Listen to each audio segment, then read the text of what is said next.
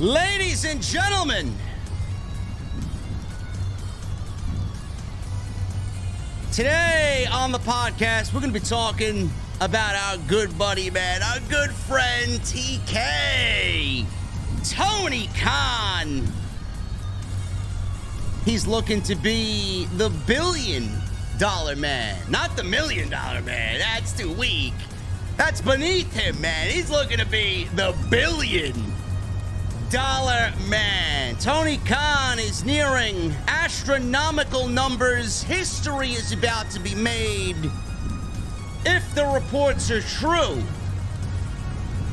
about AEW and Warner Brothers Discovery and this major TV deal that's going to go down next Wednesday. We're going to talk about it. Also, Collision. There is tons of Collision news with a major feud lined up for CM Punk on that very program, and it is not Chris Jericho.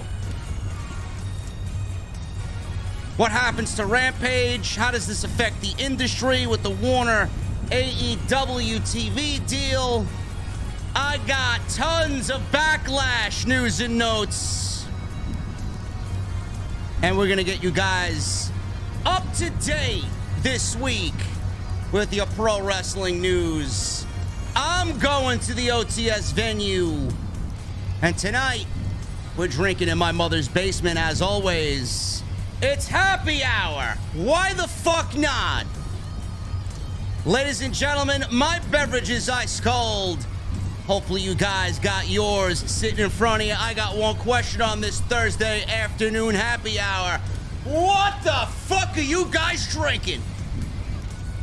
I'll see you over there.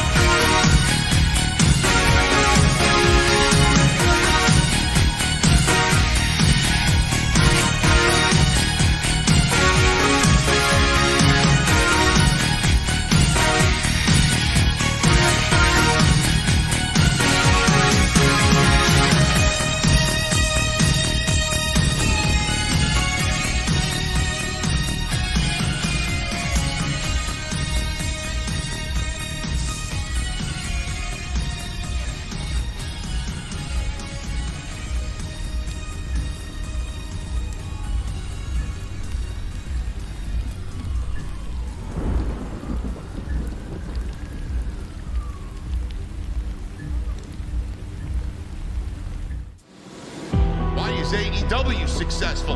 Why is Tony Khan running his promotion better than Vince McMahon and Bruce Pritchard are running Monday night and Friday night? Long-term booking.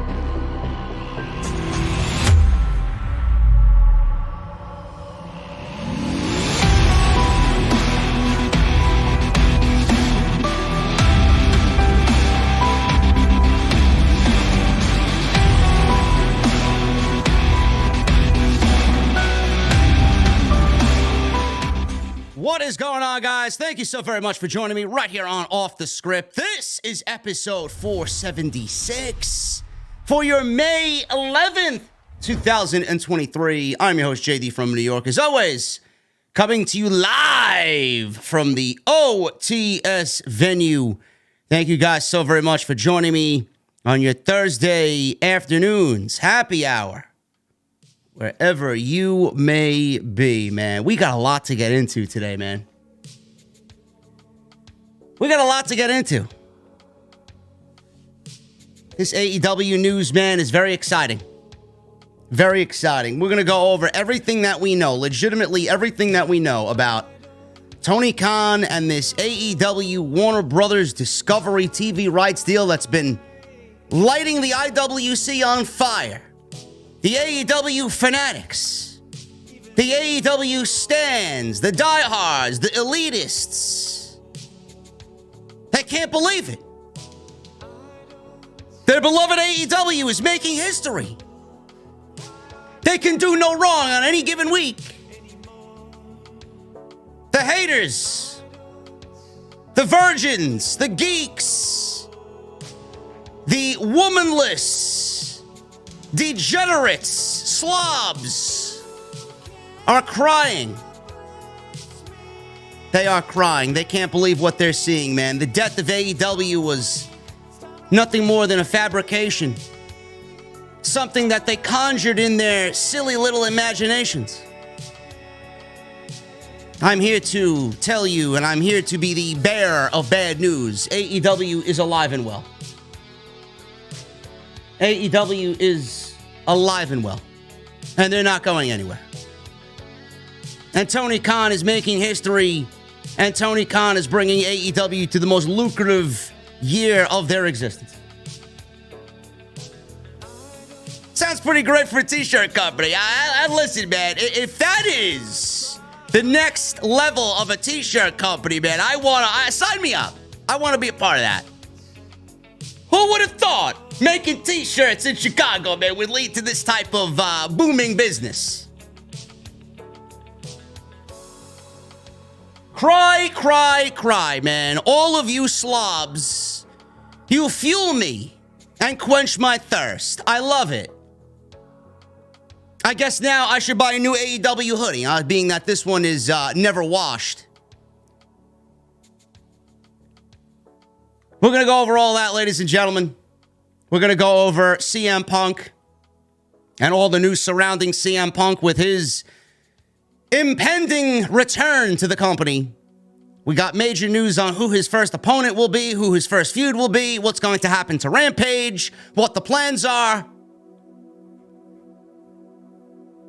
Flipping gears to the WWE side of things, man, we got news on Backlash coming out of Backlash. We got news on Brock Lesnar. We got news on several things coming out of Backlash. Where does Damian Priest stand in WWE after a tremendous performance? Will we see Carlito cool? I spit in the face of people who don't want to be cool. Carlito. Will WWE return to Puerto Rico? I'd love to visit Puerto Rico one day, man. I could go for a pina colada. Jesse, you mind making me a pina colada, bro? What are you talking about? We got no pineapple. The fuck are you talking about? I want my pina colada in a pineapple, motherfucker. You know. I want an umbrella in it. I want one of them festive straws. We got any of that shit, man. Who the fuck's doing inventory around here? You gotta cover Impact.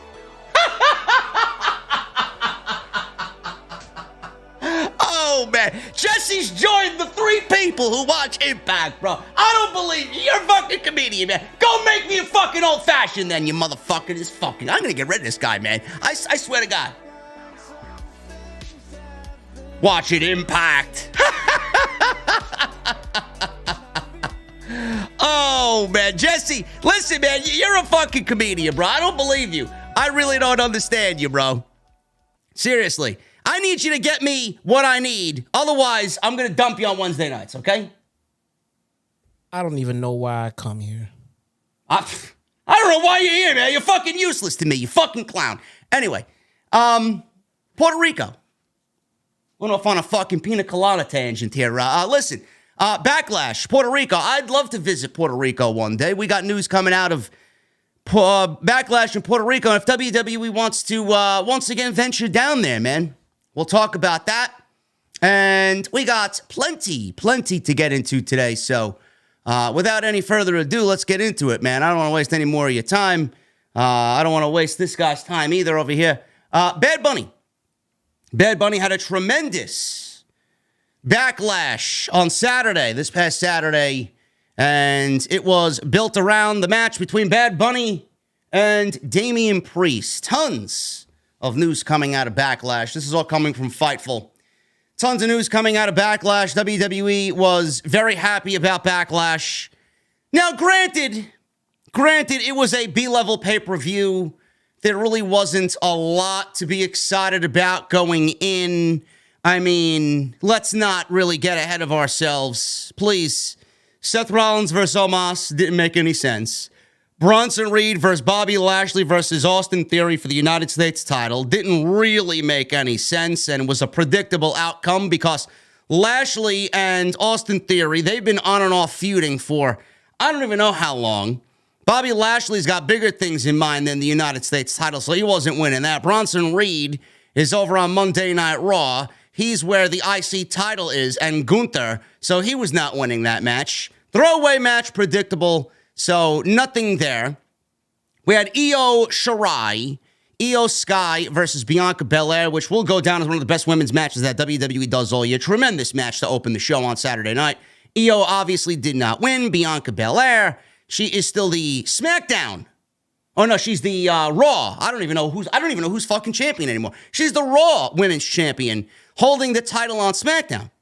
And Rhea Ripley is the SmackDown champion, holding the belt on Raw.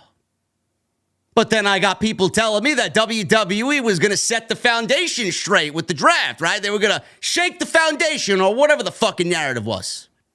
I mean, yes, the draft clearly was not planned in advance. Otherwise, moves like that, which were avoidable, would not be made. Don't know why the championships are on the opposite shows, and I just have a feeling one of these weeks, Vince McMahon's going to get tired of it and say, son-in-law, what about these titles? Let's just trade them like I'm trading baseball cards back in the day. No, we don't need that. We don't need that. I hope there's some bigger plan involved, like, I don't know, maybe merging the divisions and making one title, one universal title for the women. Maybe. I'd love if that happened. I'd love if that was the case, but I'm not holding my breath on that one. Cody Rhodes and Brock Lesnar. Match was garbage. Let's be real. Anybody's like, oh, well, Cody Rhodes, Brock Lesnar. It was 9 minutes of the same shit that you've been given for the last how many years with Brock Lesnar? Oh, but he was bleeding. You don't got anything to say when Jon Moxley bleeds. Who gives a shit? The match was fucking terrible. Boring. Same shit every single time. What do you expect is going to change while they go into Saudi Arabia? Nothing. Absolutely nothing. Complete waste of my time. And then they got a fluke victory for Cody Rhodes as he pinned Brock Lesnar in the Kimura lock. Clearly it wasn't going anywhere. And clearly he wasn't winning that fucking big world title on Monday Night Raw that was supposedly exclusive to the brand, which we know is not the case. Then we got Zelina Vega and Rhea Ripley for the SmackDown Women's Championship. You know, the title that should be on SmackDown, but it's on Raw. People in the community, they were really trying to state their case, man. Really, they were really trying to state their case about Zelina Vega winning the SmackDown Women's Championship and giving her a nice coup in Puerto Rico. I don't believe these, but thank God WWE doesn't go out there and hire fucking marks for their writing team. That's all I'm saying. Because if that was the case, we would have been in for a complete disaster, really.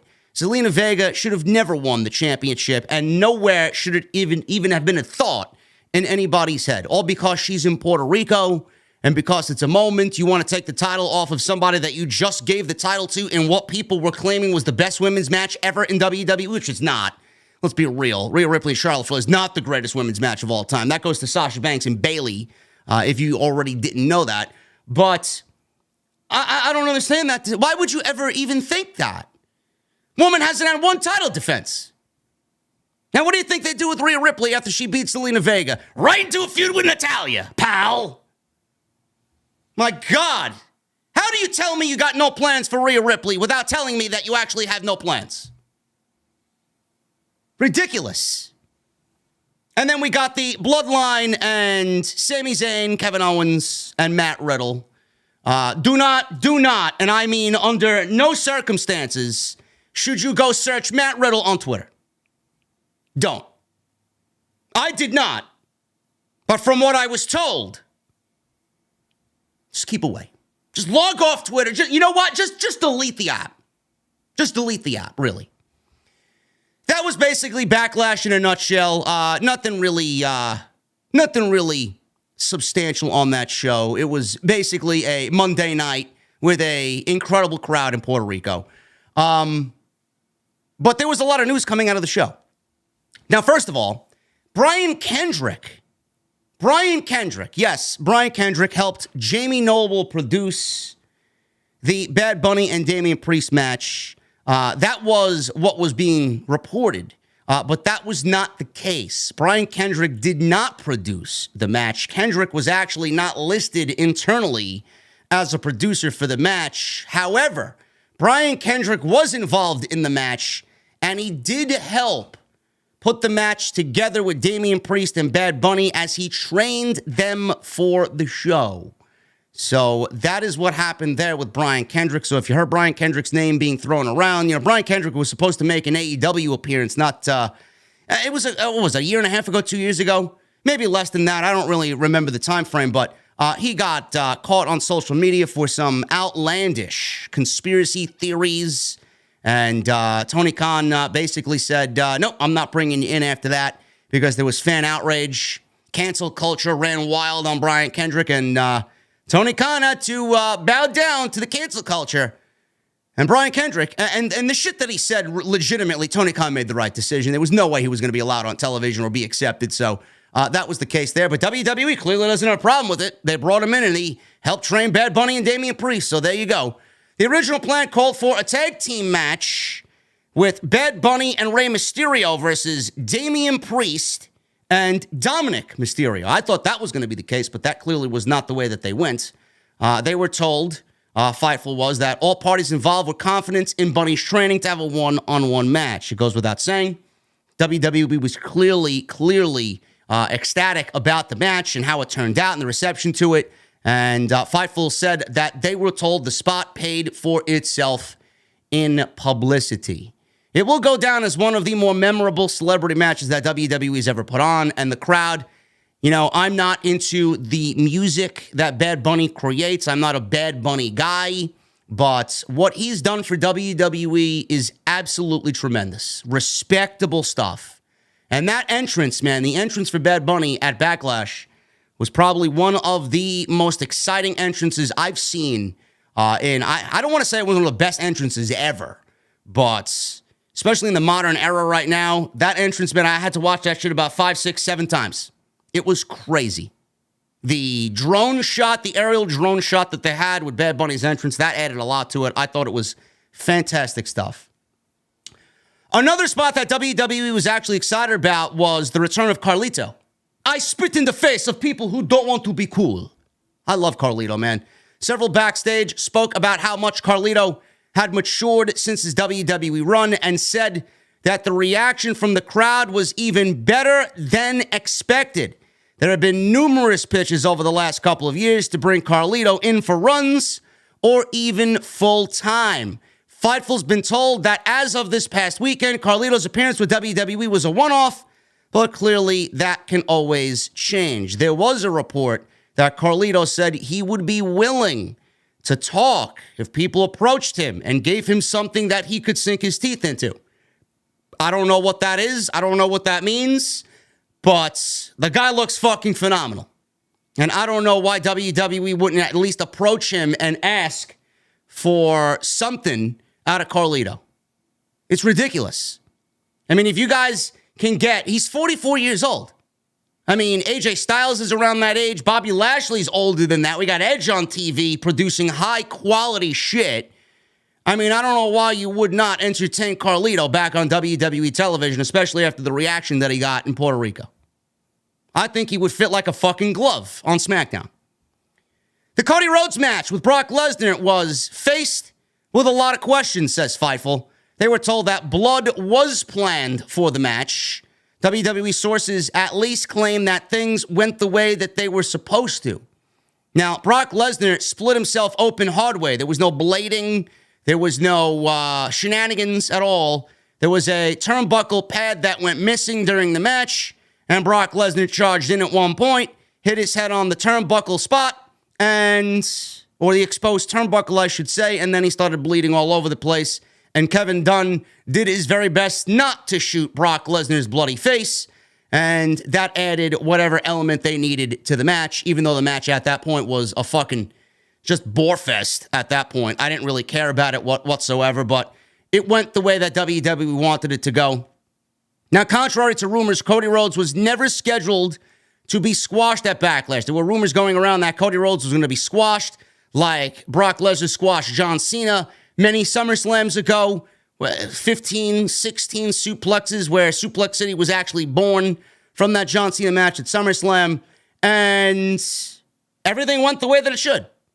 Everything that they planned, everything that you saw was what they had planned for the match coming in. It went 9 minutes, 10 minutes or so. It didn't really excite me whatsoever. I felt like it actually suffered by going on last because Bad Bunny and Damian Priest was so fucking good. Which begs the question, why didn't WWE put Damian Priest and Bad Bunny on in the main event? Brock Lesnar and Cody Rhodes is not, especially in Puerto Rico, not going to be as hot as Damian Priest and Bad Bunny, so why didn't we switch the way the matches were ordered? I didn't really understand it. Looking back at it, now you know why it should have main evented, Bad Bunny and Damian Priest. I don't know. Now, I got another news and note on Brock Lesnar. I'll get to that in a second. Let's finish up here with these notes coming out of Backlash. There were also incorrect rumors, say Fightful, that there was a stretcher job in an ambulance spot planned. Fightful was able to get a look at the preparation plans for the weekend show, and ambulances were not mentioned, and every prop had to be cleared by Triple H himself. Also, additional clearances would have been required there in Puerto Rico if they wanted to get a little adventurous and do something outside the box. Former WWE star Lana and boxer Amanda Serrano were in attendance. Trinity Fatu and Mercedes Moné posted that they were nearby training at Beast Mode Wrestling. And several of the WWE talent told Fightful that they were late to the show, but put over the atmosphere, the environment, the crowd, and the overall experience. And they all had a great time in Puerto Rico. They were late to the show. I wonder why. Most of them were still partying on the beach in Puerto Rico, drinking pina coladas and having a great time. I don't blame them. It's almost like they're going on vacation because the last time WWE's been in Puerto Rico was 19 years ago. So good for them. Now, Brock Lesnar. Apparently, Brock Lesnar has a different set of rules for him and what he does. Rules, the traditional rules in WWE don't apply to Brock Lesnar. Rules for thee, but not for me. Or I should say rules for thee and no rules for Beastie. Or whatever the case may be. WWE reportedly allows Brock Lesnar to bleed in his matches when he wants. They allow blood in Brock Lesnar matches at his discretion when he wants to actually go out there and work. Now, before I even get into the report, the rules are different. You might be looking at this and say, well, why are the rules different for him? Brock Lesnar could do whatever the fuck he wants. I mean, he's Brock Lesnar. I mean, let's be real. Vince McMahon is still in charge. Why would you expect otherwise? Now, the way I look at it, and I hope you guys look at it this way as well. Brock Lesnar does not work with just anybody. If Brock Lesnar does not want to work with you, he will not work with you. If Brock Lesnar does not want to work with you, but Vince McMahon wants him to work with you, Brock Lesnar's not going to go out of his way to make you look good. He's going to barely scrape by, and he's going to do what he's got to do because Vince said so, and then he's going to go home. The reason why Brock Lesnar bled for Cody Rhodes hard way and went about it the way that he did, he tried to spear him into the corner or shoulder tackle him into the corner, and the exposed turnbuckle was there, and he went right into headfirst the exposed turnbuckle. If Brock Lesnar is willing to bleed for you hard way, then that must mean he respects you and he wants to work with you. So yes, Brock Lesnar may be allowed to bleed, but how many people has he actually bled for hard way? The only other one I can remember is either The Undertaker or Randy Orton, and that's it. You guys remember that fabled night at SummerSlam where Brock Lesnar started elbowing Randy Orton? I don't think they were allowed to bleed in that match. Brock Lesnar said, yeah, sure, let's do it. I'll do whatever the fuck I got to do to get you over. And that's exactly what they did. The Undertaker, I mean, that goes without saying that they are very, very good friends. So the fact that Brock Lesnar is willing to bleed for Cody Rhodes must mean that Brock Lesnar ultimately respects Cody Rhodes. So that's a great way to look at it. Now, WWE has had a no blood policy for years. You know that they do not bleed. I mean, WWE's done steel cage matches. They've done war games. They've done Hell in a Cell, and no blood. No blood. It is something that I truly wish that they would change and be a little bit more open to. Those types of matches need blood. I don't want them to bleed every fucking week, but when you go into a war games or you go into a Hell in a Cell, I want there to be some color. There has to be some color. It absolutely calls for it. Their policy has been to tell the referees to put the match on hold and clean up the blood in order to prevent it from being shown on camera. Now, they didn't really stop the match. What the fuck are you going to do? Tell Brock Lesnar, yeah, listen, Brock, I'm going to need you to wipe this down, okay? You're not going to tell Brock Lesnar to stop what he's doing. You're going to let the fucking guy bleed. He's a fighter. Now, Kevin Dunn, he did shy away from shooting Brock Lesnar's face. He did everything possible to shoot the back or the side of Brock Lesnar without actually showing his face. So they let blood go because that was the script, says Dave Meltzer. It's unusual if it's anyone else. Now, Alvarez brought up that Finn Balor was cut during his WrestleMania match with Edge. The cameraman did not show the cut, but they didn't try to hide the fact that Lesnar was bleeding at Backlash. They didn't stop the Lesnar match with Cody at Backlash. They stopped the match for at least 30 seconds, 45 seconds against Edge inside Hell in a Cell at WrestleMania. They legitimately stopped the match. The medical officials had to get in there and take care of Finn, and I don't know what they did to him, wipe him down. They stitched him up, stapled his head there live. They stopped the match. They did not do that with Brock Lesnar. Now, Meltzer added, it was part of the show. Brock Lesnar has different rules than anybody else. We've seen it how many times on pay-per-view? Probably a half a dozen times, maybe more. If Brock Lesnar wants to do color, Brock Lesnar can do color. Everybody else might get in trouble for it, but he has different rules. It's crazy because if Brock Lesnar insists on getting color, they might as well let him blade rather than risk a concussion or something serious by running his head into a metal buckle as hard as he can to split his head open. Meltzer does have a point there. He's done that more than once. He's done that into the ring post as well. End quote. Now, there's been tons of blood spilled in Lesnar's matches in the past. Most notably, like I mentioned, Randy Orton. 2016 SummerSlam, where Lesnar hit Randy Orton with elbows to the top of the head to cut him open legitimately. The spot had many people backstage shocked, and it led to Chris Jericho confronting Lesnar, but it was revealed later that the bloody spot was planned beforehand. That's the problem. That's the problem. They keep everything secret with Brock Lesnar, and then, they see it. The rest of the locker room sees it. Well, how come he's doing that, but we aren't allowed to do that? So clearly Jericho acted like Lesnar did it legitimately on purpose. Like he went in there to injure Randy Orton. Meanwhile, the whole fucking thing was okayed before the match got underway by Vince McMahon. John Cena bled during his match with Lesnar at SummerSlam 2014. In other cases, wrestlers have been fined heavily for bleeding. Several years ago, Jericho revealed that he and Batista were fined because Batista bled during their match. Batista was fined $100,000, and Jericho as well, with the agent, Dean Malenko, was fined $5,000. Rules for thee, but not for me. Rules for thee, but not for Beast E. It's crazy. Lesnar appeared on Raw on Monday with a black eye and a cut on his head with Cody Rhodes, where he put Cody Rhodes through the announce table once again and made it all about me. It's about me. Look at me. Meanwhile, there was no explanation as to why he targeted Cody Rhodes in the first place, but I'm keeping my fingers crossed that one of these weeks we get an explanation as to why he's wrestling Cody Rhodes. Maybe. If Vince wants us to understand why, which in most cases is not. There's been a ton of praise for Damian Priest and the work that he's been doing, especially with the feud against Bad Bunny. Damian Priest has stepped up his work, especially during his time in Judgment Day.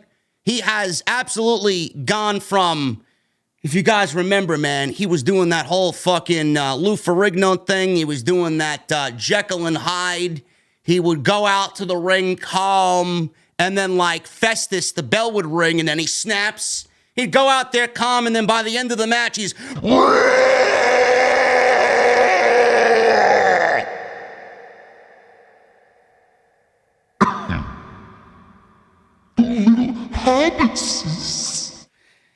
Listen, whatever Vince did to Damian Priest, ridiculous.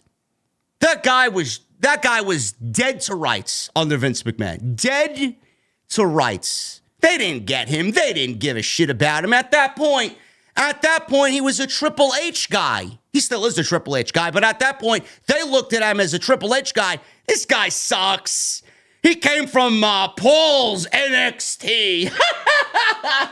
Yeah, we're going to take him, but we're going to bury him. We're going to embarrass him. That's all it was. Now you look at Damian Priest, and I can't even imagine looking back at where he came from, man, with Vince and Bruce running the show. So obviously with the Bad Bunny match, he carried Bad Bunny to a great match. Weapons, surprises. We got Savio Vega. We got Carlito. We got the LWO. Priest has been what is being called the anchor of the feud, leading Bad Bunny, protecting Bad Bunny, and everything's been praised on social media in regards to Damian Priest, stepping up his in-ring work, looking to be in great shape. His promo stuff has been great. The feud between Priest and Bad Bunny appears to be over right now, but WWE was not shy in wanting Bad Bunny back for SummerSlam.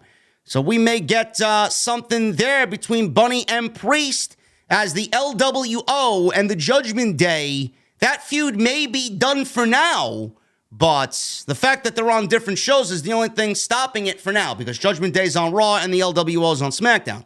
But I predicted that this will indeed be the War Games match for Survivor Series this year, unless there is another stable that comes across on Monday Night Raw that feuds with Judgment Day and kind of is a little bit more hot or hotter than the one that they have with the LWO, which I don't believe will be the case. I think we're looking at the War Games match here. So Bad Bunny may be a part of all that. Who knows?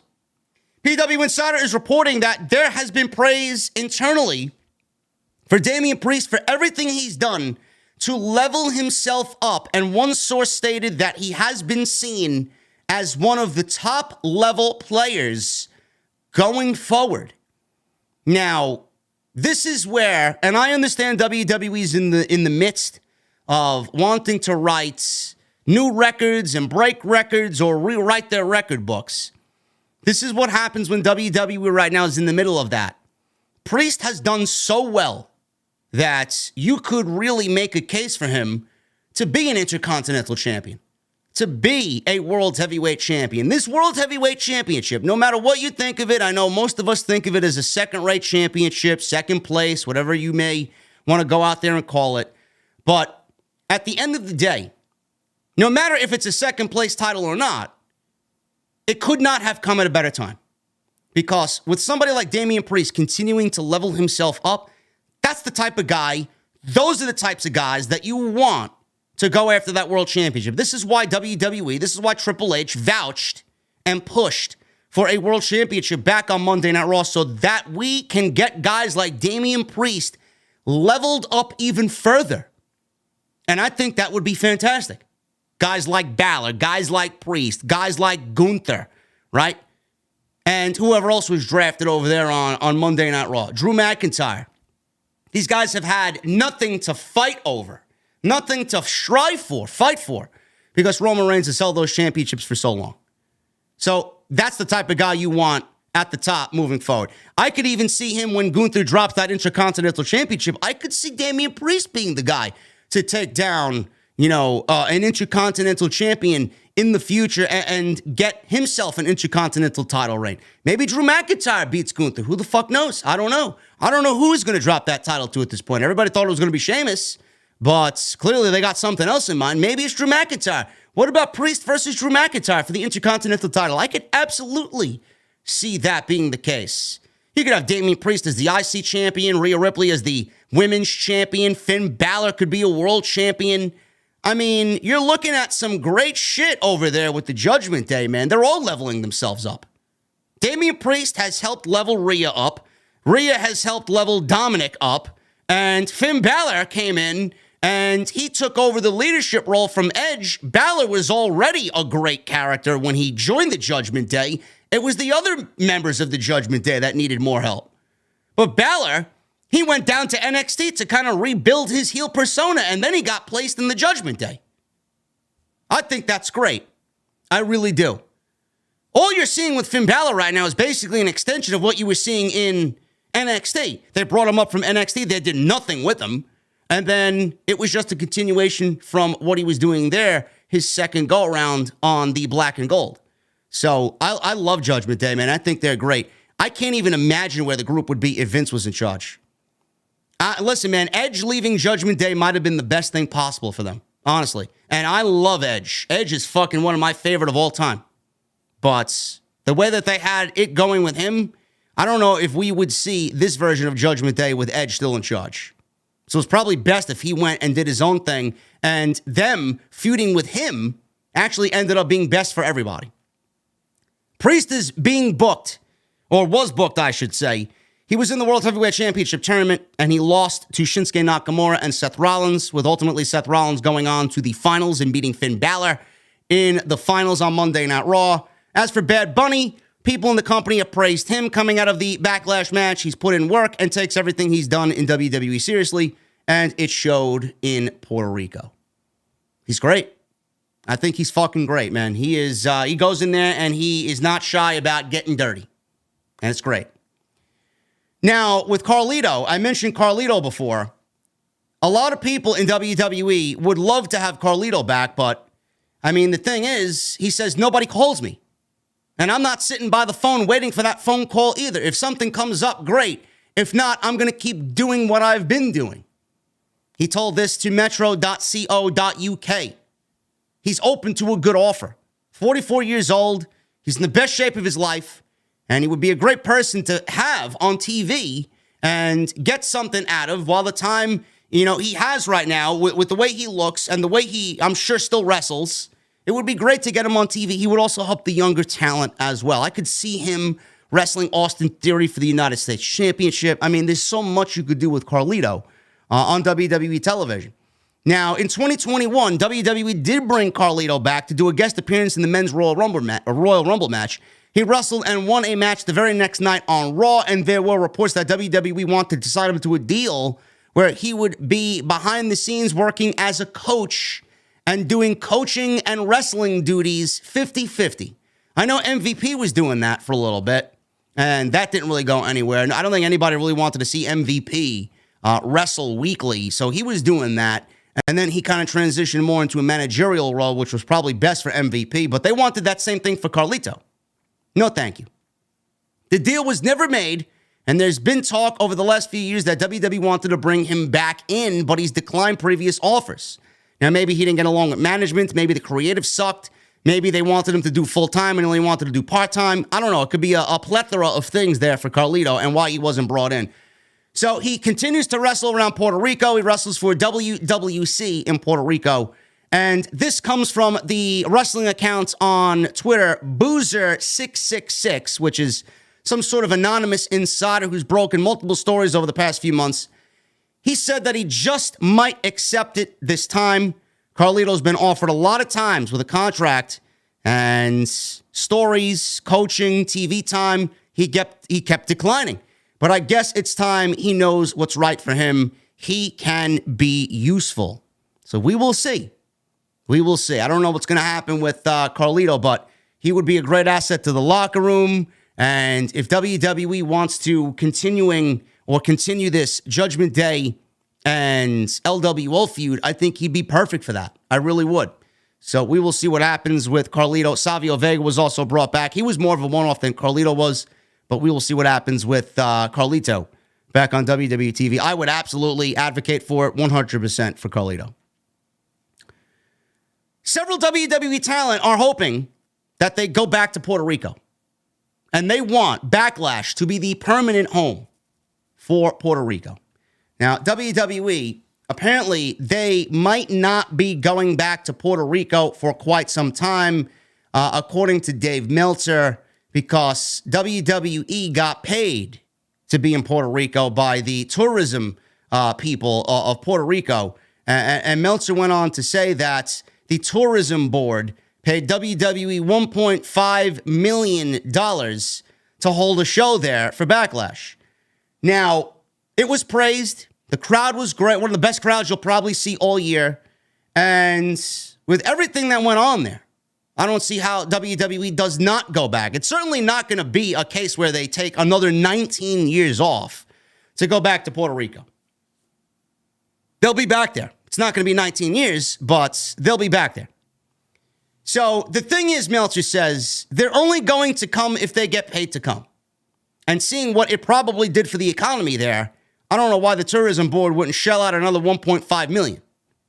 I mean, they probably made bank on everything that was going on surrounding the WWE Backlash event. They're only going to come if they get paid. So that's up to how much the tourism board wants to pay. And usually when it comes to this type of thing, everything is different. Generally speaking, if they want to bring you in, if the tourism board brings you in, they're not going to bring you in every year. They're going to use their money to bring in another act. And they're going to use their money on another act next year. It won't always be WWE. For them to do pay-per-view generally, and London is the exception, because when they go to London, they're not getting paid by a tourism board. They just feel like it's time to do it, Meltzer stated. Now, the company was paid to hold events in Puerto Rico, although it was a big success. Fans may be waiting a little bit to see another show in Puerto Rico as WWE gets paid by the tourism board to run pay-per-views in the on the island, I should say, of Puerto Rico. They will likely just run house shows like they've been doing for years. And PW Insider Elite, paid subscription, reports that the talk backstage at Backlash amongst the wrestlers was hope that the company would make San Juan, Puerto Rico, the permanent home for Backlash, as the feeling was the crowd reactions for both SmackDown and Backlash were at the levels of a WrestleMania. They also feel like it made the post-WrestleMania PLE the most important event that it had been in years. And the roster, whoever spoke up about that, the talk backstage is not wrong. It absolutely did. Did it enhance SmackDown? Yes, it did. SmackDown was a run-of-the-mill SmackDown. But the crowd aided in making it a very good watch. Backlash, look at the card they gave you. Not the most exciting card on paper, but you watch that show, it felt like a fucking major deal. 17,000 people were watching that show live. Did it feel like a WrestleMania crowd? You know, you could say that it did for those people down there in Puerto Rico. I attribute it to what Triple H used to do with the takeover shows. Same type of energy, same type of crowd. I mean, you could take a shit in the middle of the ring and the fans would be chanting, you know, this is awesome, or fight forever. It was that type of crowd. I don't mind if WWE goes back to a place once a year to make it a destination. That's going to get a little repetitive, if you ask me. Now, what I would do is I would absolutely go back to Puerto Rico, but obviously it's not going to be another 19 years. You got to let it sit. Let this moment sit. Let this moment die down. And then when WWE feels, you just know. Sometimes you just know when you got to do something. Like we know when we watch NXT. We'll watch whoever it may be. You just know it's their time to get called up. It's their time to go to the main room. You just know. Certain things you just know. WWE will wake up one morning and say, you know what?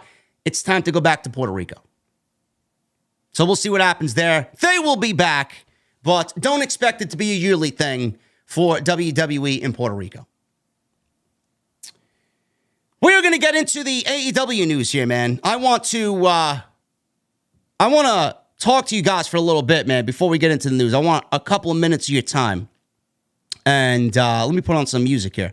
We got a major merchandise drop coming. Before we get into the AEW, Collision, Warner Brothers, Discovery news, I don't really push my merchandise. It's something that I like to get done. I love it when you guys go to the shows. I love it when you wear the merchandise or rep the merchandise. We have a meet and greet no matter where I am. If we do hold a meet and greet, the JD is Negan shirts, the Summer Scam shirts, the JD Club, the JD Elite shirts. Awesome. Absolutely. I love seeing it. I see it from a mile away, man. I know, yeah, they're coming to see us here at the meet and greet. I've been sitting on something for several years. And I think now is the right time to drop it. So what I'm going to do for you guys listening, because I was actually going to do this tomorrow. I posted this, I believe it was on, what's today, Thursday? I think I posted this Tuesday night on Twitter. The reaction to it was very nice. I was going to post this tomorrow because the game is actually coming out tomorrow. A new Legend of Zelda game is coming out. We got Tears of the Kingdom, The Legend of Zelda, Tears of the Kingdom for Nintendo Switch. It'll probably be the last Legend of Zelda game for the Nintendo Switch before we get a brand new Nintendo system and we have to wait another 9 years for another Zelda game. I've been sitting on this design for about 3 years now. And I'm giving you guys the first opportunity to buy the shirt yourself. So I'm going to step away. And if you guys want to know what I'm talking about, the link will be in the description of this video right now. You will see the link right there, man, in the description. You'll see JD from NY, Legend of JD from NY t-shirt. Go get yours today. And I want to give you guys a little bit of a breather from the show. Make sure you go get your t-shirt, man. This is the first you're seeing this. And when I say this is the absolute greatest design that we've ever had for merchandise, when I say this is the best looking wrestling t-shirt in the entire community, I absolutely mean it, man. I'll see you guys in a little bit. What I'm about to show you guys is something that I've been sitting on for 3+ years. It's something that I've wanted to do, something I've wanted to get out to you guys, the fans of the podcast, and I could not pick a more perfect day to do it than today. With the release today of The Legend of Zelda, Tears of the Kingdom for Nintendo Switch, I am unveiling an absolutely exclusive and limited time release. When they are sold, they are gone. You will never be able to get this shirt ever again until I say so, until the next time I want to release something like this happens. But today, for a limited, and I mean limited time only, I want you guys to click the link that I'm providing in this tweet. It'll take you to where you need to be. Purchase the Legend of JD from NY t-shirt, a Zelda-inspired design, right now available exclusively at the link I'm providing below. Make sure you guys go and get yours today. In my honest opinion, man, there have been some banger t-shirts. We've had the Summer Scam t-shirts. We've had the JD is Negan designs, which you guys love. The JD Club shirts, which came in the white and the gold. This, by far, is the greatest merchandise accomplishment that the podcast has ever seen. Make sure you get yours today. After this, it's gone. So make sure you guys click the link down below.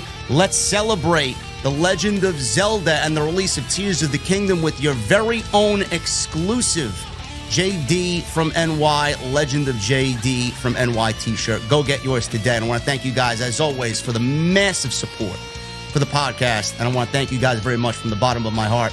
It would mean a lot to me if you go and support by buying one of these t-shirts. Absolutely incredible design. And get yours today, man. It's going to be gone before you know it. So thank you guys very much. And I'll see you live back on the podcast for SmackDown tonight, right here on Off the Script. There you go, guys. Go get your brand new JD from NY t-shirt, The Legend of JD from NY, now available. Link is in the description of this very video. Go and check it out. Yes, that is Kevin Dunn as Ganondorf. That is Kevin Dunn as Ganon. I, of course, am Link, and Charlotte Flair is the Android Princess, or the Android Queen, I should say. So make sure you guys go get that, man. I would absolutely love it if you do, and it is a timed release. There is a number that is limited. I believe there's only 100 shirts. From what I was told from the guys that I'm working with, 100 shirts, and that's it. So when they are gone, they are gone. So go get yours today. Let's get into the AEW news, man. There's a ton of AEW news, a lot of AEW hype right now, the likes of which I have never seen in 4 years watching this fine program. We're going to start with Collision. AEW is set to debut Collision in mid-June, June 17th. And it will feature CM Punk as the star of the show. But that's not it. That's not the only thing we're doing. Apparently, we're getting a hard brand split or a soft brand split, depending on what is being reported.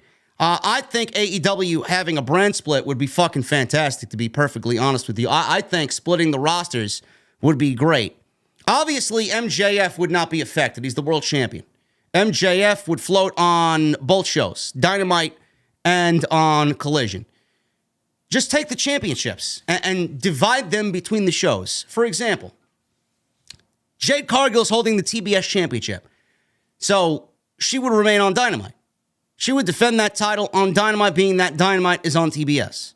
Orange Cassidy, he would go and keep the international championship on TBS as well, because Wardlow is the TNT champion, and Collision's going to be on TNT, so he could defend that title on TNT, the TNT championship. So I would split the titles appropriately. The tag team titles could remain on Dynamite, and the trios championships can go to Collision. And MJF would float between both shows as its world champion. Very simple. Split the rosters and divide the rosters up. Really embrace a true brand split. You watch one show for certain talent, and then you watch Dynamite for the other, and it would be great. It would be fantastic. Now, I don't know if they're actually going to go and do that, but I would do that, and I would love to see that happen. Now, rumor has it that there are plans for a marquee match tentatively scheduled for the Collision show. Obviously, it will be CM Punk, and CM Punk is pushing for a big return match for his return to AEW. There has been rumors that Chris Jericho and a program with Chris Jericho would be the first thing that CM Punk embarks on.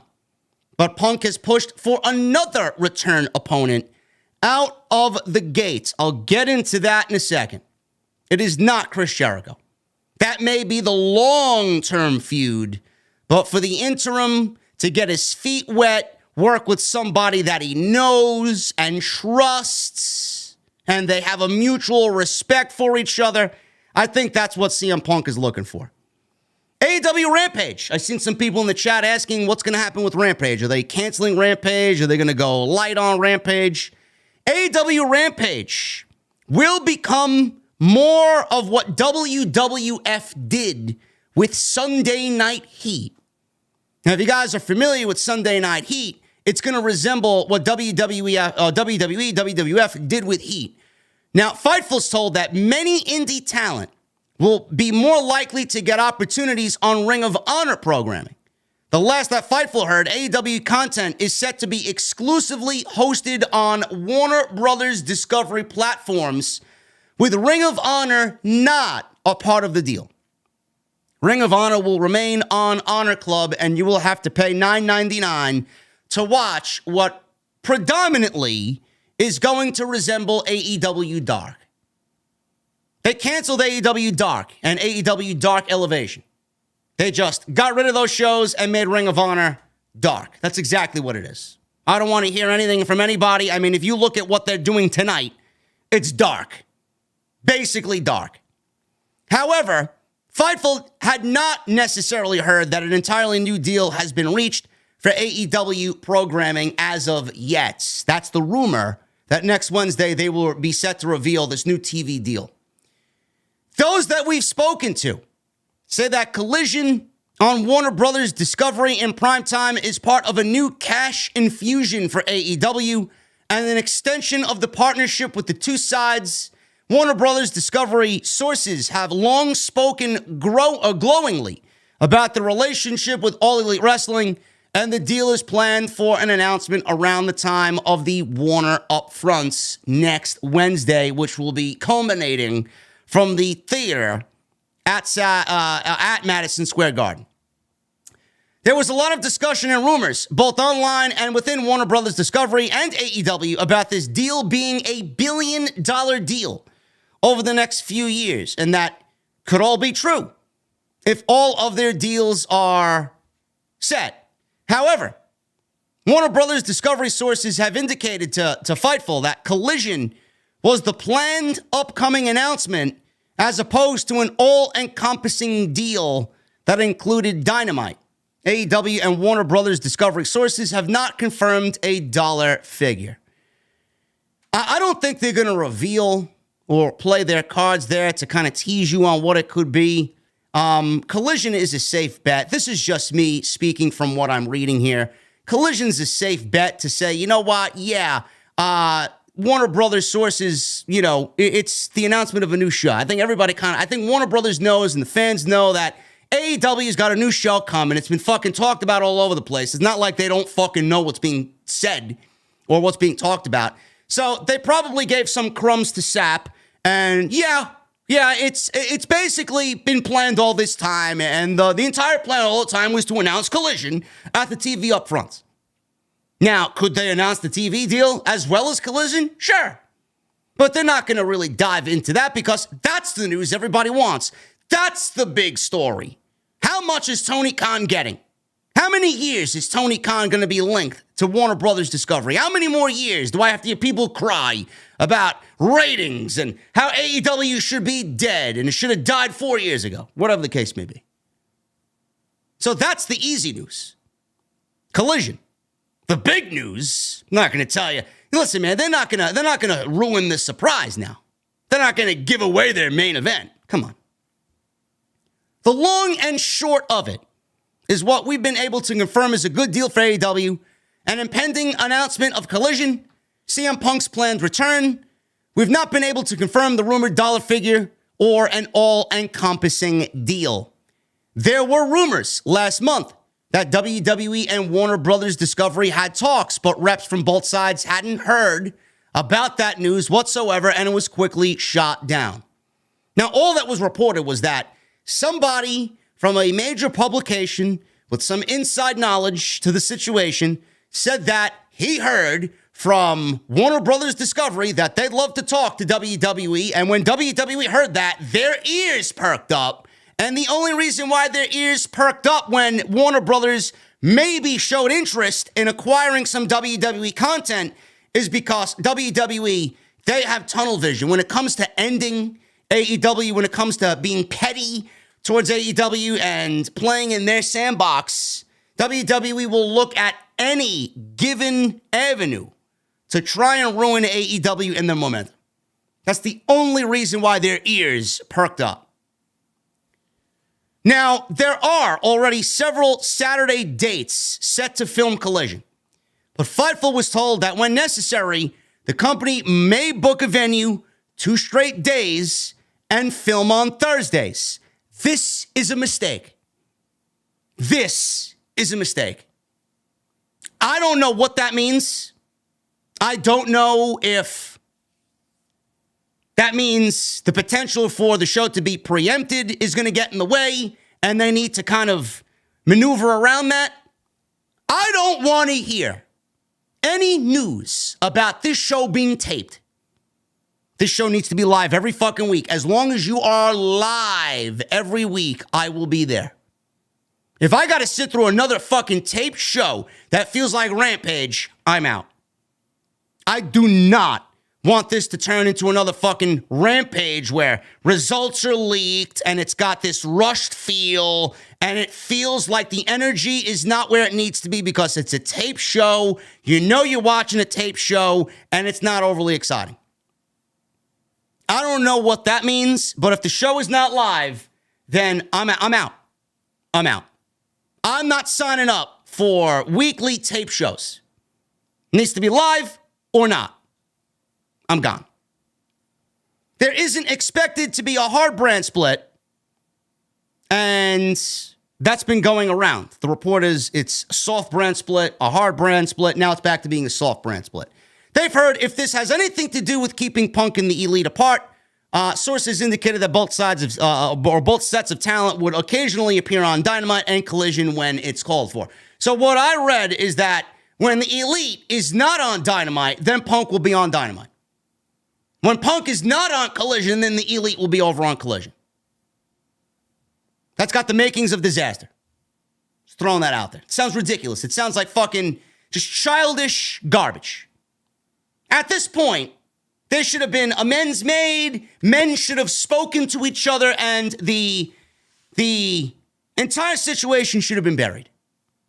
But we're still acting as if these guys hate each other, and I can't work with him, I can't work with them, and for all we know, CM Punk wants to let bygones be bygones. He wants water to be under the bridge. He went out of his way to go apologize to the fucking Miz and Triple H while showing up at a WWE show. CM Punk is trying to get out there. The world tour continued with Mercedes in New Japan. He went to go visit Trinity and the Impact roster. I mean, man, CM Punk is a terrible fucking guy, man, but all these people got so many great things to say about him. Now, this isn't expected to be a hard brand split, but Fightful has been told that there are plans to have a fresh roster approach with some significant names. There are several AEW talent who have been sidelined and believe they'll appear on the show, but haven't outright been told that they are. Well, we got a glimpse of that last night. Thunder Rosa showed up on Dynamite. She went to go talk to Tony Khan per storyline. Miro showed up. He went to go talk to Tony Khan per storyline.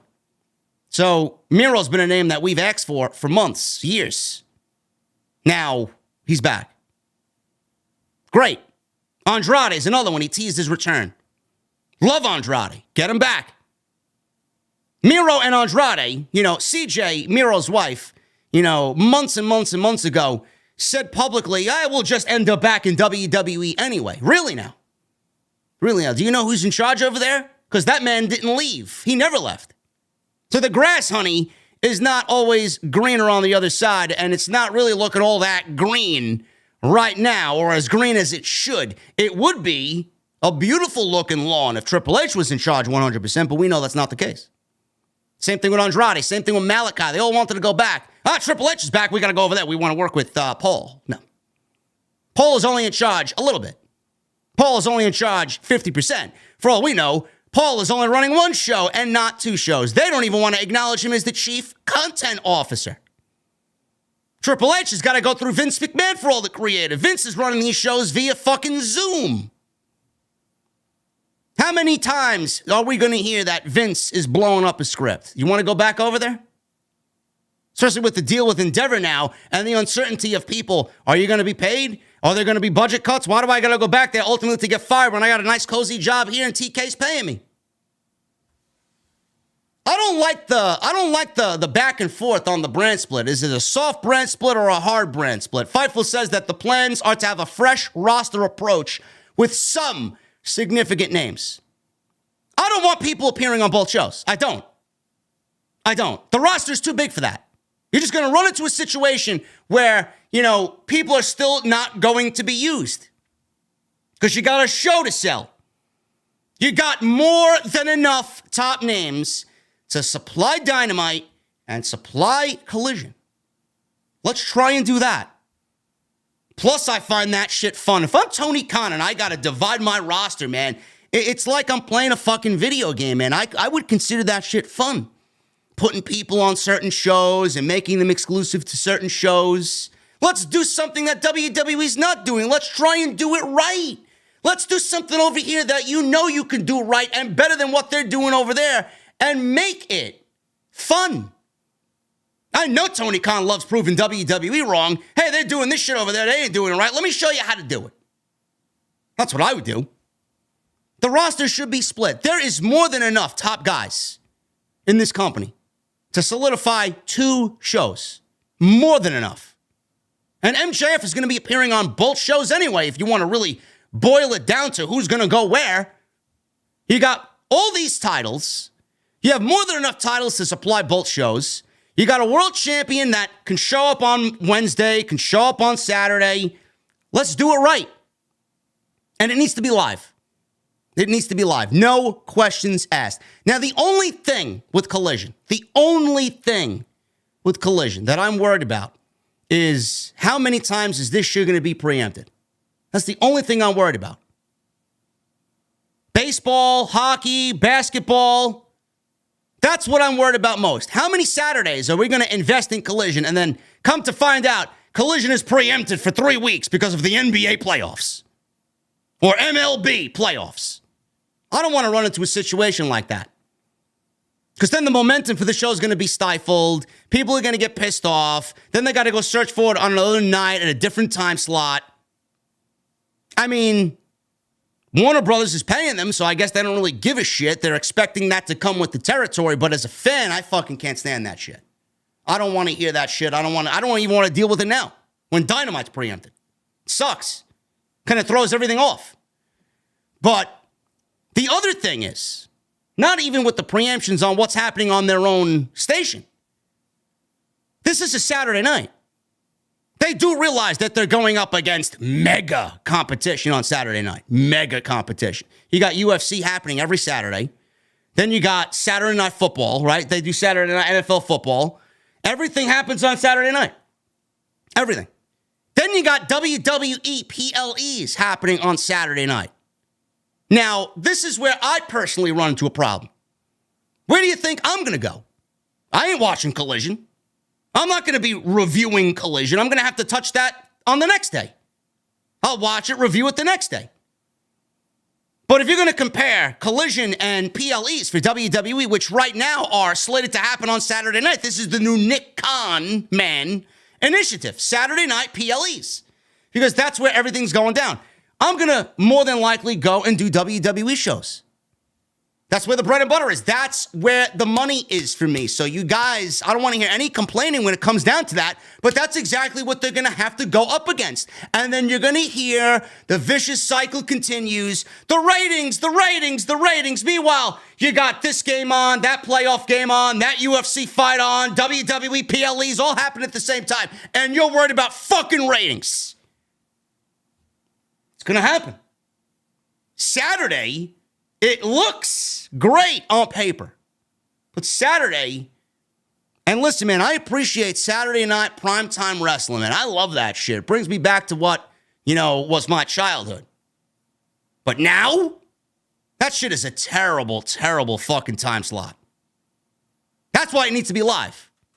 Maybe on those weeks where all that shit's going on, maybe they'll skimp and go and tape the show, but they're going to have a huge battle coming at them from all different angles, man. It's going to be like Lord of the Rings, the two fucking towers, where that big battle is happening. You got the fucking orcs and the giants and the fucking catapults destroying the castle, and AEW's got to put up their fucking fort. How many different armies are going to be tackling them down from every which direction? It's going to be crazy. So they're already going to be facing an uphill battle. I'm excited for the show. I'm excited for what could be a brand split. It needs to be a hard brand split. I don't know how they're going to attack the brand split. But if we're splitting people from one show and putting them on the other to keep them away from people that they don't like working with, that's a fucking terrible look. That's a terrible look. Nobody wants to really invest their time in babies and pussies and this childish-like behavior. Let's put on a wrestling show, work together. Nobody's asking you to go out for drinks after the show and fucking rub elbows and be buddy-buddy. Work with each other, protect each other, do business, and go the fuck home. You could talk about however you want to talk about them and who you don't like away in your own personal space.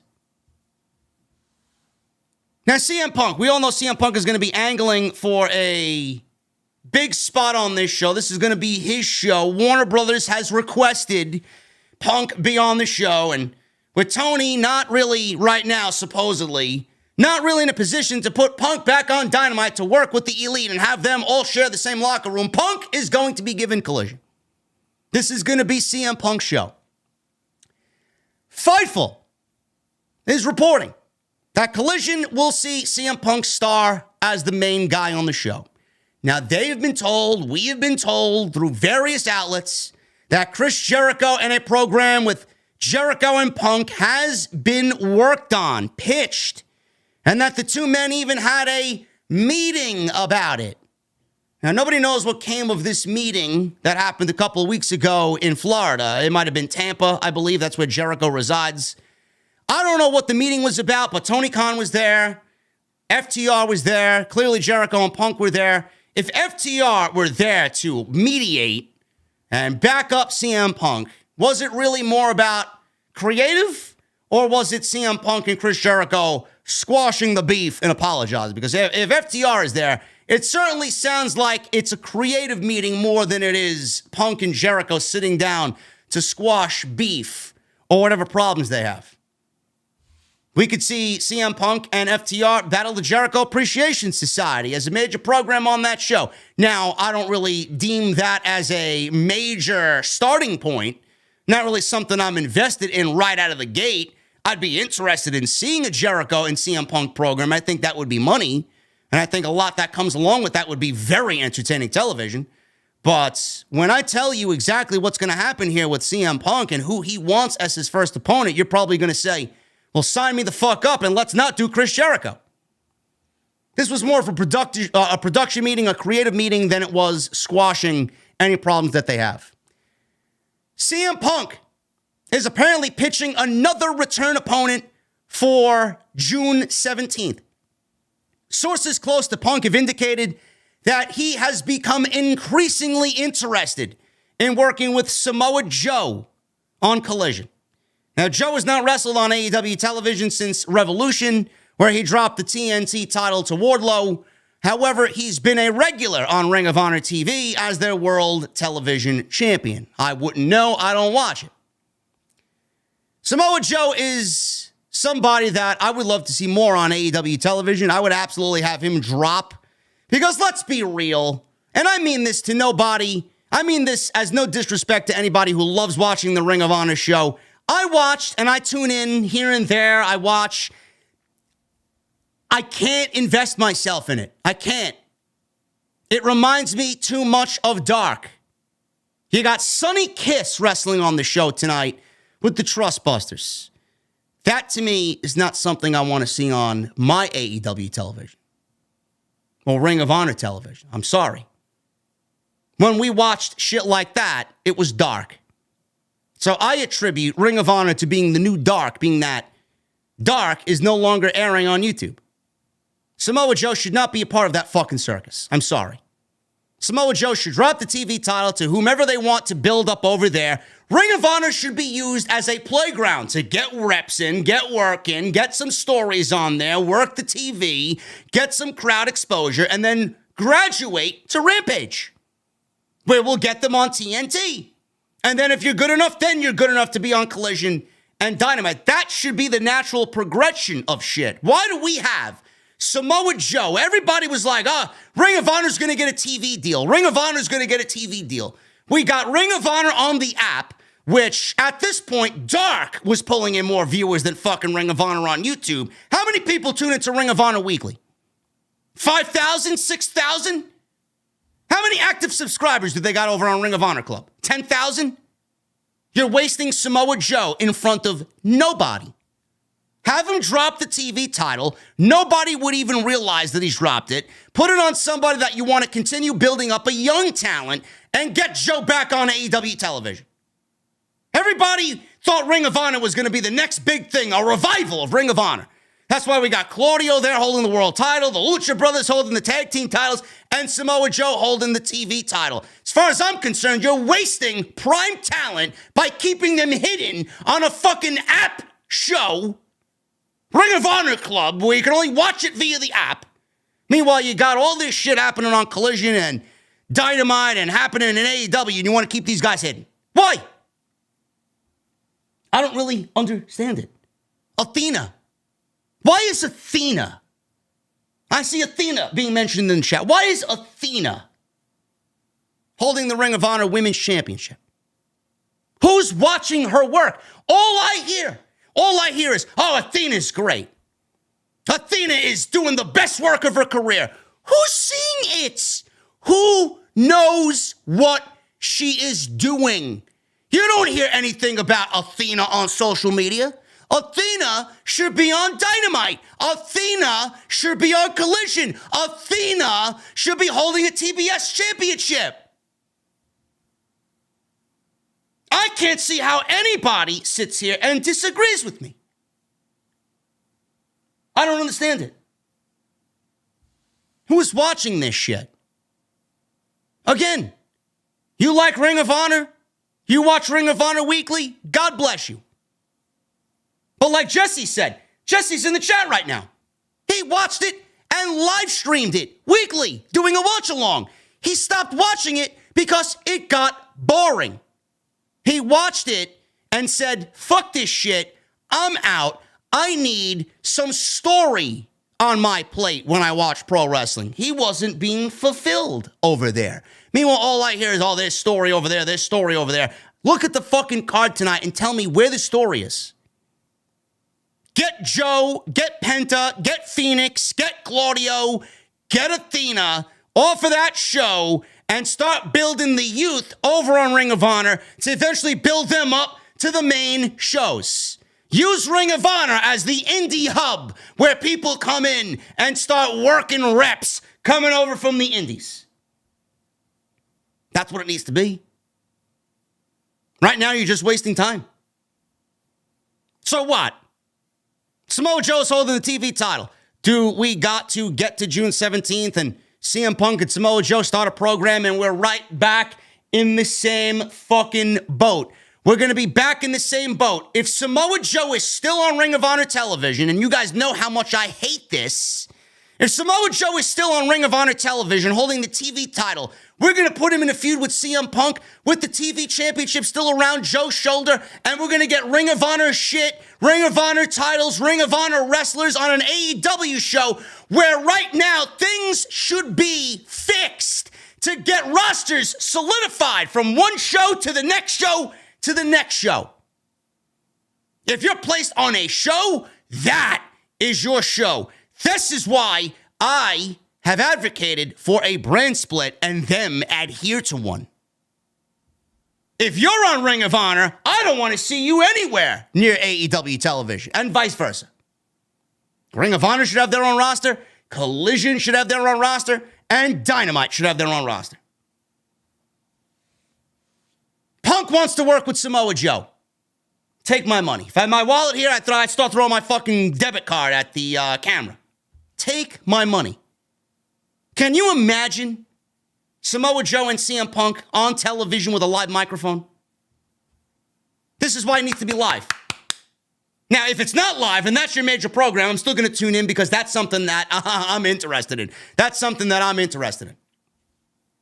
But if you're going to build that as your first major program on a new show, you have no problem at all keeping my interest. I mean, you could put that on any show. You could put that on Impact. You could put that on MLW. You could do that anywhere. You could do that in a fucking back alley somewhere where they're wrestling in front of 3 people. I'd be one of those 3 people. I would be there no matter what. That sounds a lot better than Chris Jericho now, doesn't it? CM Punk versus Samoa Joe? That's what I think sounds great. Samoa Joe and CM Punk haven't wrestled each other in any way, shape, or form since August of 2005. Now, when they were involved in a 4-way elimination match at Ring of Honor Redemption, Jamie Noble won the Ring of Honor World title in that match.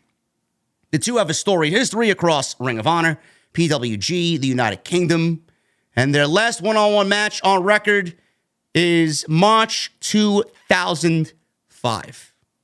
So we're going back to 2005, where Samoa Joe and CM Punk had anything to do with one another. Joe and Punk went two times to a 60-minute draw in Ring of Honor. And Joe has also pinned CM Punk twice. I'm loving this. Now, clearly, you know, if Punk wants something, if Punk is going to be the star of the show, and Punk is going to start giving out recommendations on what he wants to do, more than likely, Punk is going to get what he wants. Because if you're making this his show, then Punk is going to get what he wants. If Punk is going to ask for something, then Punk is going to get what he wants. Warner Brothers wants Punk back. You want me back? I'm here. Now, keep me happy. Keep him happy. He's also got to do the right thing. It can't be a one-way street. It's got to be a two-way street back and forth. Warner wants him back. Tony clearly wants him back. Tony can't do any of this shit without CM Punk. Tony's not getting the type of money that's being reported without CM Punk back on television. So Punk needs to be a good guy. He needs to be that good guy Punk that we know he can be. And Punk needs to play ball here. No fights, no arguments, be a locker room leader, no scrum battles, no fucking cursing, no calling Adam Page a dim-witted dumb fuck. None of this shit. No eating muffins at a scrum. You can eat the muffins, but at this time I want you to smile and not fucking bury everybody. Mindy's. You can eat your Mindy's, but please don't bury anybody. So yes, I am in total favor of that. CM Punk angling for a big match with Samoa Joe. Sign me up. I think you guys feel the same way about that. Now, the $1 billion. This $1 billion, this rumor, by the way, it's merely a rumor. This rumor of $1 billion, or however many millions, hundreds and hundreds and hundreds of millions, it's not happening without CM Punk back on television. Warner knows that they got Punk. Tony Khan knows that he's got Punk. Tony Khan is using Punk as leverage to get AEW TV. This is why they brought him in. This is the whole foundation of why Punk and AEW work together. This was it, all leading to this is long-term booking. Punk signing with AEW in 2021, and we got this guy to get AEW to a point where they're nearing $1 billion rumor right now. It's crazy. So there's been a lot of talk about potential TV deals in the wrestling business lately. WWE's got their negotiations coming up, and AEW's contract with Warner Brothers Discovery is up this year. Vince McMahon supposed to, right, facilitate deals, and that's it. But, you know, he's leading creative in a higher power. He's not in the weeds anymore. I'll step back when the company's sold. Meanwhile, this guy's over there fucking texting Triple H about Omos being on TV weekly and booking half of the fucking WrestleMania card. It's not really what we signed up for. So Vince McMahon's going to be negotiating for Fox and NBCU or wherever WWE's new home is going to be. AEW with Warner Brothers Discovery, they're staying there more than likely.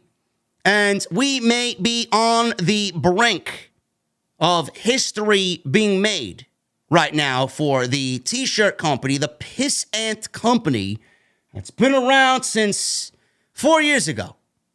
4 years ago, this was a pipe dream.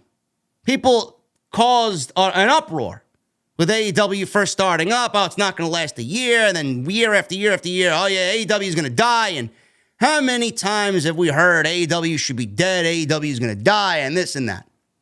AEW's first deal was signed back in 2019. 4 years. So it makes sense that a new deal would be negotiated soon.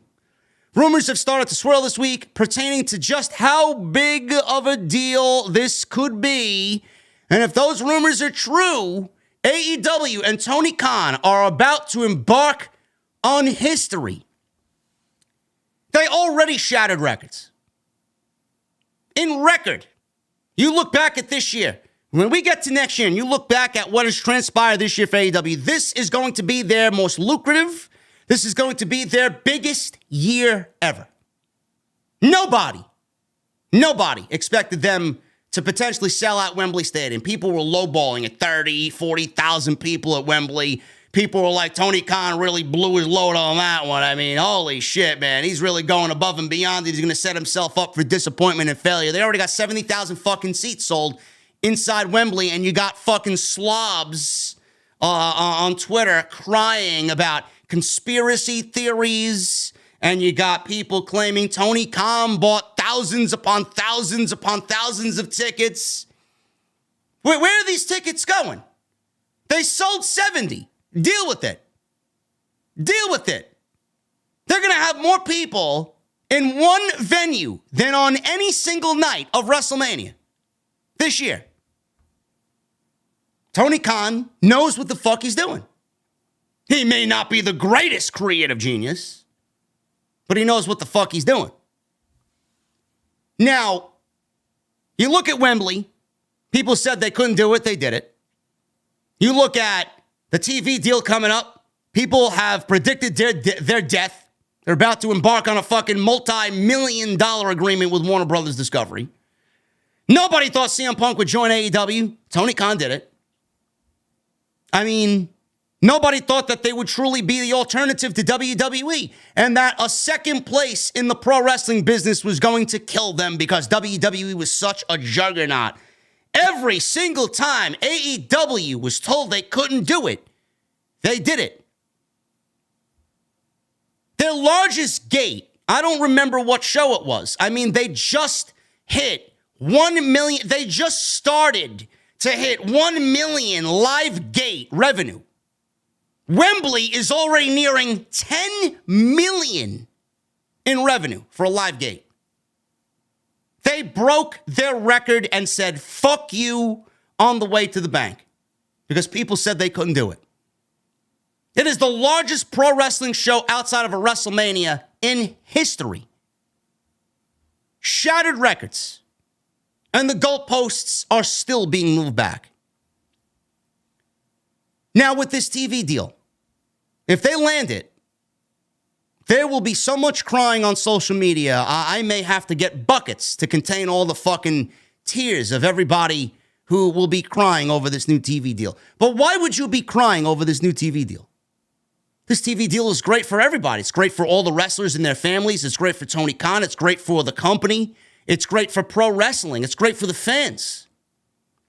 AEW apparently is about to put pen to paper on a 5-year deal. This is reportedly, nothing's confirmed yet, reportedly a 5-year deal worth $1 billion. Now, if true, the new contract will run 5 years, and all AEW programming will be exclusive to Warner Brothers Discovery and its various networks.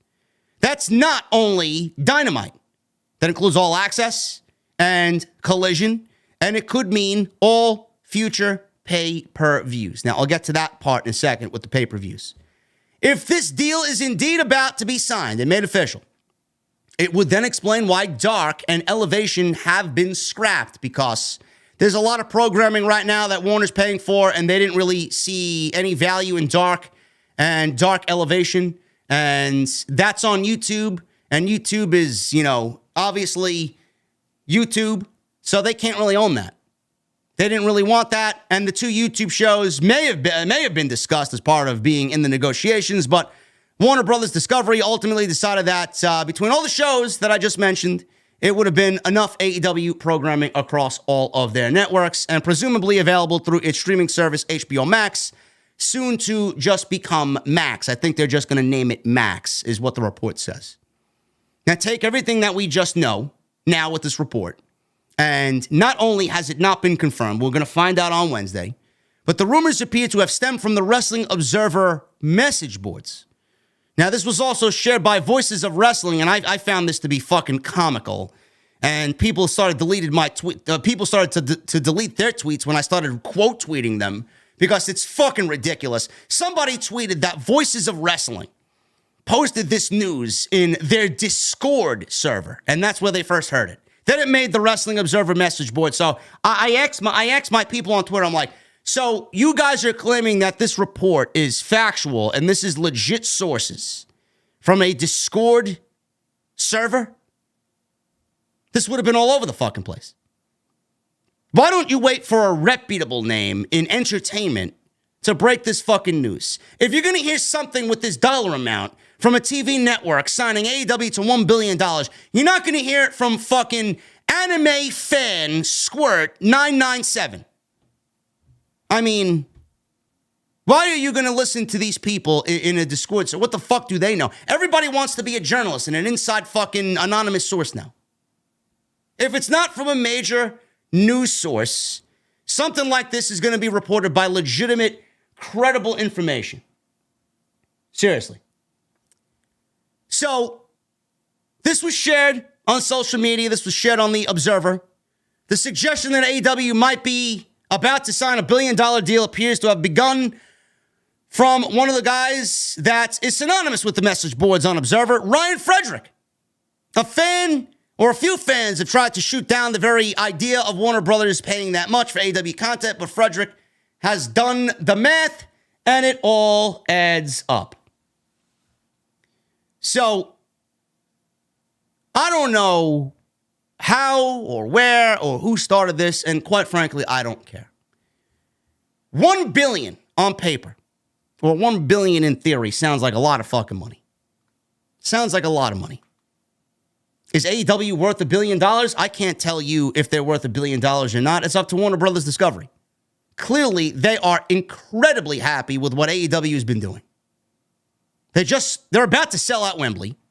Their ratings are on par with everything that is on TV in its time slot.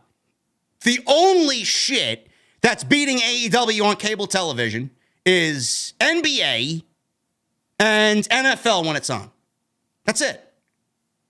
UFC. AEW is only beat out by other sports. But what those other sports don't have is a full 52-week schedule. Unless preempted, AEW is live, there, ready, and willing, and able to give live programming to Warner Brothers Discovery for 52 weeks a year. They don't have to worry about reruns. They don't have to worry about finding a fucking show to fill into that time slot. They don't have to worry about anything. They have constant new television guaranteed every Wednesday at 8 p.m. and every Saturday at 8 p.m. 52 weeks a year to run live television twice a week. You can't put a price on that. You can't. That is unfathomable in today's market. Shows going off seasons. Sports going off seasons. Shows come back for a season and then they go away for 9 months. I'm still waiting for fucking Yellowstone. I was waiting for The Walking Dead. They got fucking split seasons now. They give you 6 episodes and then they do, hey, another 6 months you gotta wait for the other half of the fucking season. I'm like, holy fucking shit. Plus you got the writer's strike now. Has anybody mentioned about the Writers Guild going on strike? Who knows how long they're going to be on strike for? Who knows if Warner or any other fucking network is going to get any new shows in the upcoming months?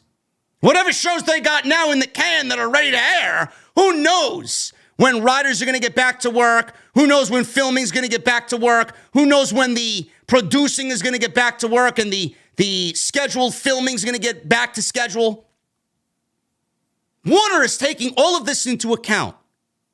They're taking all of this into account, and they're saying, well, AEW is not affected by the Writers Guild. AEW is not going into an offseason. AEW is not worried about, giving us reruns. We got live television guaranteed. There is a lot of positive from Warner to AEW on why they would want to keep AEW on their network. It's a great, great feeling for Tony Khan. Great feeling. And he's producing quality content. It's not like AEW is producing shit content on a weekly basis. They produce, they produce good television on a weekly basis. Same thing with WWE. Why do you think WWE was given $2 billion from NBC and Fox, respectively? They got $1 billion from NBC and $1 billion from Fox over 5 years. Because they know that WWE is there every Monday and every Friday. You cannot put a price tag on that when football and this and that and everything goes into a fucking offseason. WWE's not going into an offseason. It raises the stock exponentially on whatever AEW and WWE are producing. So that's a positive. That is a huge positive. So if you're one of these fucking sweaty virgin slobs on social media, you ain't thinking about that because all you do is got hatred in your heart and all you got is hatred in your fucking head. Oh, AEW should be dead. Really now? Really now? Here's another one for you. If WWE got $1 billion and if AEW is getting $1 billion, don't you think don't you think Nick Khan and WWE with Vince McMahon are going to maneuver more than $1 billion? If AEW gets $1 billion, and I mean hits that threshold of $1 billion over 5 years, WWE's stock for TV rights deals is going up. Because WWE is clearly the leader, the juggernaut in this industry. If AEW is getting $1 billion, then WWE may be worth $1.5 billion, $1.7 billion, $2 billion. So whatever AEW decides to do and whatever money Warner Brothers Discovery is set to pay Tony Khan, WWE is going to see double whatever they make. So on one hand, Tony Khan is benefiting AEW by doing the negotiation here, by getting paid, but also, they will never admit it, Tony Khan is aiding in WWE getting paid. No, but AEW should be dead, says the fucking slob online. Jobber Nation, all these Gareth, all these fucking slobs online who have no sources, zero sources. All these people online. You want it to die, but with AEW getting paid, your precious E is going to get paid.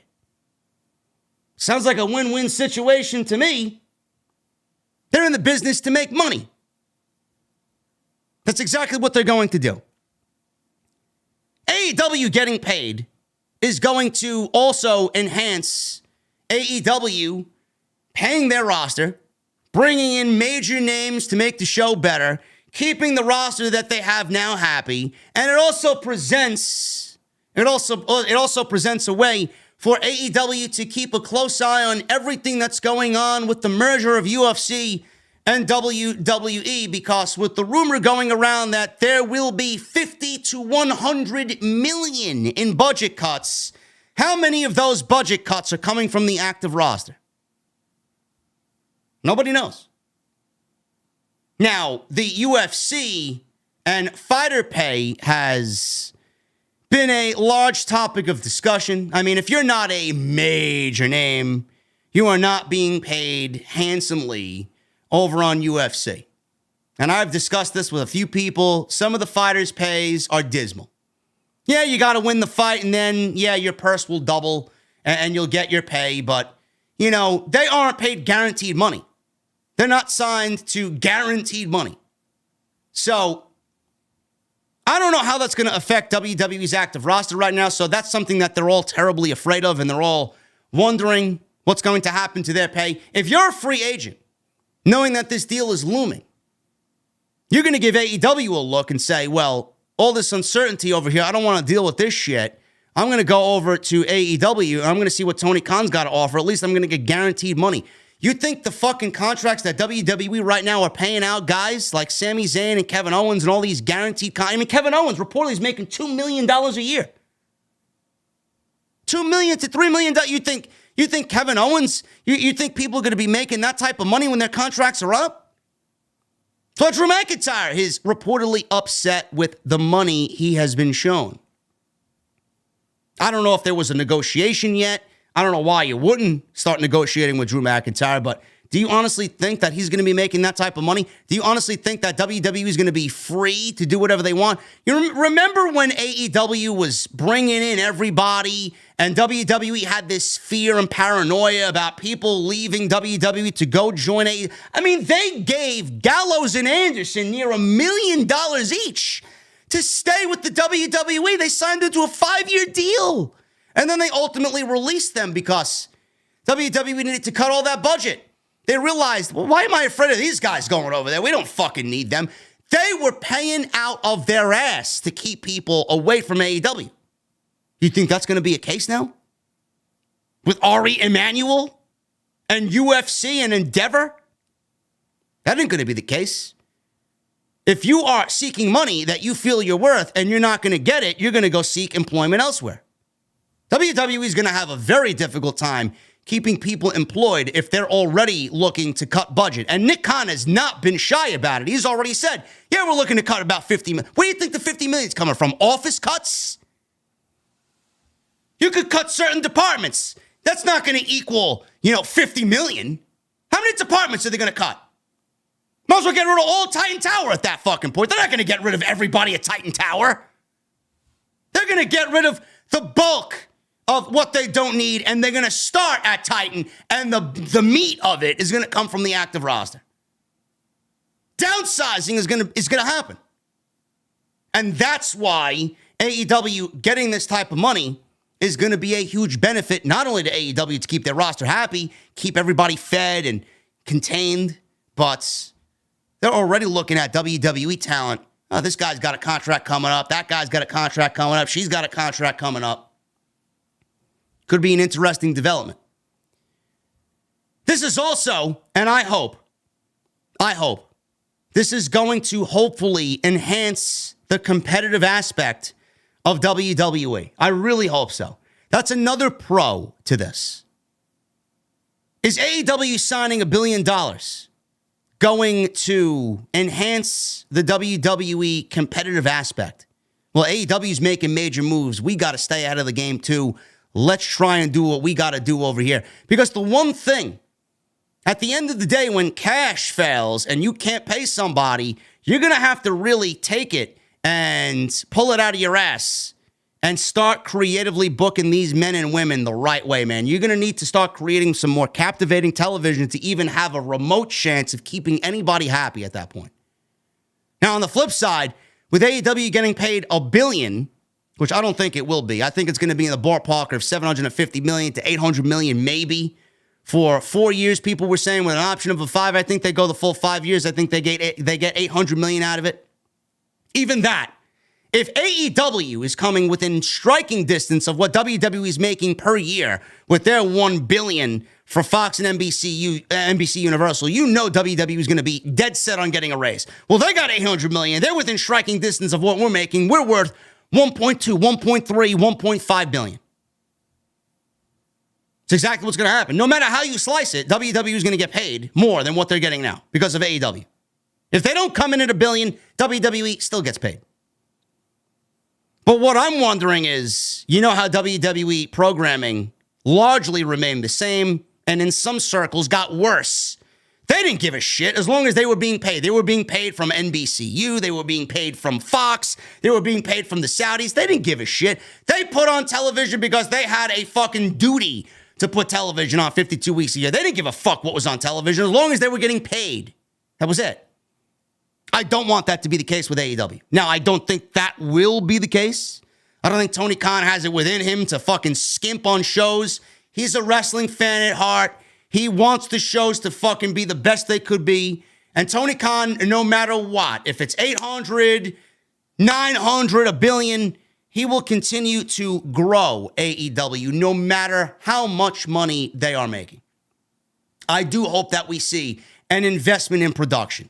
I hope we see better cameras. I hope we see upgrades here to the TV show, to the aesthetics of the show. I do. But as long as the creative largely stays the same, even though they're getting paid, I'll be happy. I don't want them to take the money and be like, all right, we won. Now we can take it easy and we can go in half-assed. This should motivate you more so to continue to put on television. Because if I'm making anywhere close to $1 billion now, at the end of this 5 years, I'm going to want more than what we made this round. That's the mentality that they should have. So I'm hoping that we get Tony Khan and this deal. It lights an even greater fire underneath him. Now, for the Wembley show, I mean, this is a separate instance, a separate thing. For all the people that are coming up with these conspiracy theories for Wembley, Tony Khan bought the tickets and blah, blah, blah, and the goalposts continue to be moved back and back and back, AEW this, AEW that, scalpers, whatever the fucking case may be. You do not know how big of a deal this is. You don't. This has solidified AEW for the first time in their existence overseas as a juggernaut. Yes, the crowds and the demand are different in the United Kingdom, in Europe, over on the other side of the globe, compared to what we got here. We are greedy. We are spoiled when it comes to professional wrestling. You can watch professional wrestling from any part of the United States. You want to watch GCW, you want to watch Impact, you want to watch House of Glory, you want to watch fucking AEW, WWE, PWG, fucking whatever. There is so much pro wrestling here for you to watch, for you to digest, for you to go out there and feel in person. How many people over in the United Kingdom, how many people on that side of the globe get professional wrestling the way we do here? Not many. Not many. They've already solidified themselves as a juggernaut. You don't think, and this is what I don't understand, people are already putting this down. It sucks. It's not a big deal. It absolutely is a big deal. Because with AEW going into Wembley, already selling 70,000 seats, more than likely nearing the 80,000 mark, they've already solidified that the next time they want to do something, that the same type of interest and numbers are going to happen. So this is just London. This is Wembley. You don't think some other country is going to be willing to pay AEW to come on in if this is the type of reaction that they're going to get? They've already solidified themselves with the next major event they want to do because they know the demand is there. Well, if Wembley can do it, shit, let's get them into Cardiff, or let's get them in Ireland, or let's get them in Saudi or Australia or wherever you want to hold a pro wrestling show. France, Italy, it doesn't matter. The demand is there. So they've already solidified themselves as an international juggernaut right out of the gate with a $10 million gate with this Wembley show. Now, AEW, where are they going to air their pay-per-views? Apparently, AEW may be airing All In on HBO Max. Now, we don't know what that is going to entail. We don't know if that's actually legit. But with this deal rumored to be signed next week, AEW content is set to be exclusive to Warner Brothers Discovery. What does that mean? Dynamite, Collision, everything that comes along with those two shows? Yes. Does this mean that AEW is going to pull pay-per-views off of traditional pay-per-view and air them on HBO Max exclusively? Now that, for the fan, is going to be great. You pay $9.99 or whatever HBO Max is nowadays. I don't know what is it, $20, $14.99? I don't even know. I got a subscription. I don't even know what the fuck I'm paying. It's a lot less than $50 per pop for a pay-per-view 5 times a year. So no matter what it is, you'll be fine. Plus, you get other shit on there.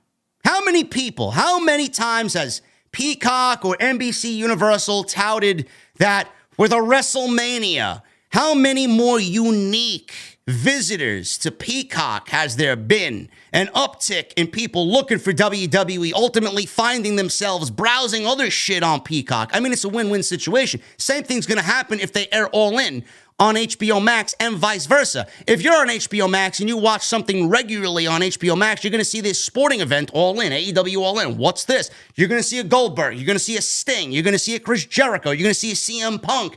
You're going to hear Jim Ross on television. You're going to be like, what the fuck is this shit? I didn't know this was a thing. What is this, a new promotion? You're going to go and research. You're going to find out what AEW is. You're going to take what you know there. You're going to find out that they're on weekly television twice a week.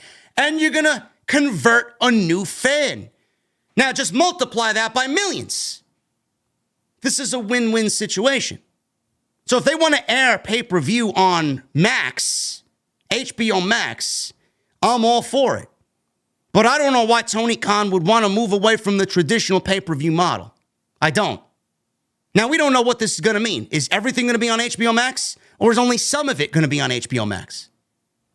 We don't know. They only do it 4 times a year, 5 times a year now with the inclusion of Forbidden Door. We got Revolution, Double or Nothing, Forbidden Door, All Out, and Full Gear. That's it. 5 shows per year. 5. Now, does that mean we get pay-per-view and special events happening like All In on HBO Max once or twice a year in the beginning of the year and then at the end of the year? I don't know.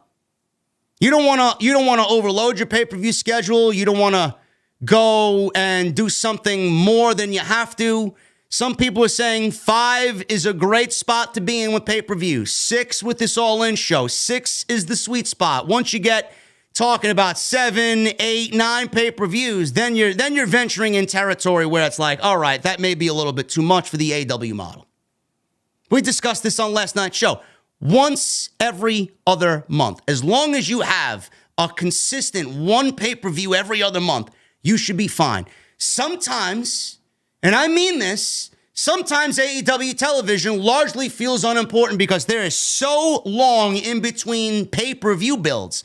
Sometime when they have a great pay-per-view, Revolution was a great pay-per-view. Fucking great show. In between that, we got Revolution, the next show's Double or Nothing. How many shows felt largely unimportant with Tony Khan just throwing random matches out there to fill 2 hours of TV? If you cut that down by 4 weeks, 5 weeks, and you do 1 pay-per-view every other month, the TV is going to largely feel more important and largely feel better because AEW will have to be on top of their game and they will be more consistent with the creative instead of taking, let's take 3-4 weeks off and then start the pay-per-view build with a month and a half left to go. Nobody wants that. I don't want that. I don't want to watch a Dynamite where I'm feeling like it's dragging and there's nothing important and there's no story. Yeah, a great match with Bandito and Bryan Danielson or Bandito and Orange Cassidy, but there's no fucking story. There's no story. So I think that would be perfect. I don't know why AEW would abandon their pay-per-view model, $50 a pop. They usually pull in 100, 120, 130,000 pay-per-view buys. That's a lot of fucking money for Tony Khan. It's a lot of money you're going to be giving up. Now, to put that all on HBO Max, if HBO Max is confident in AEW, where the bulk of this contract that they're going to be paying out comes in the form of, well, if AEW's on there and we move the pay-per-views on there, HBO Max can certainly pay out, just based off the numbers, pay out to Tony Khan what he feels or what they feel the pay-per-views would normally do on pay-per-view. So if you want to move the pay-per-views to HBO Max and charge $14.99 or whatever it is to sign up monthly for HBO Max, as long as Tony Khan's being paid for the money that he could potentially make on pay-per-view for those pay-per-views moving to HBO Max, why not? That may be a part of the deal. We don't know. We don't know.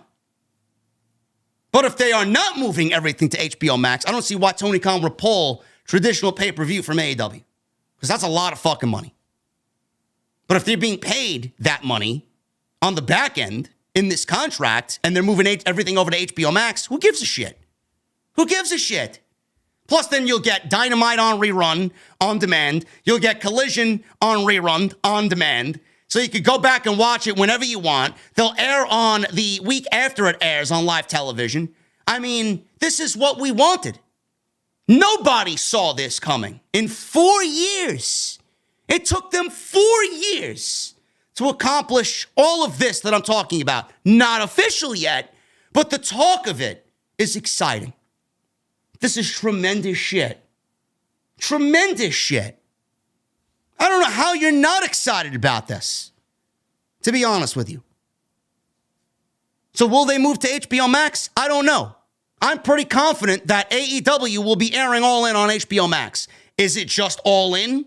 Are we going to get another major event that happens like that with the scale of All In some other time on HBO Max? Is that going to be the home for those types of shows? Or is HBO Max going to be the home for AEW pay-per-view moving forward?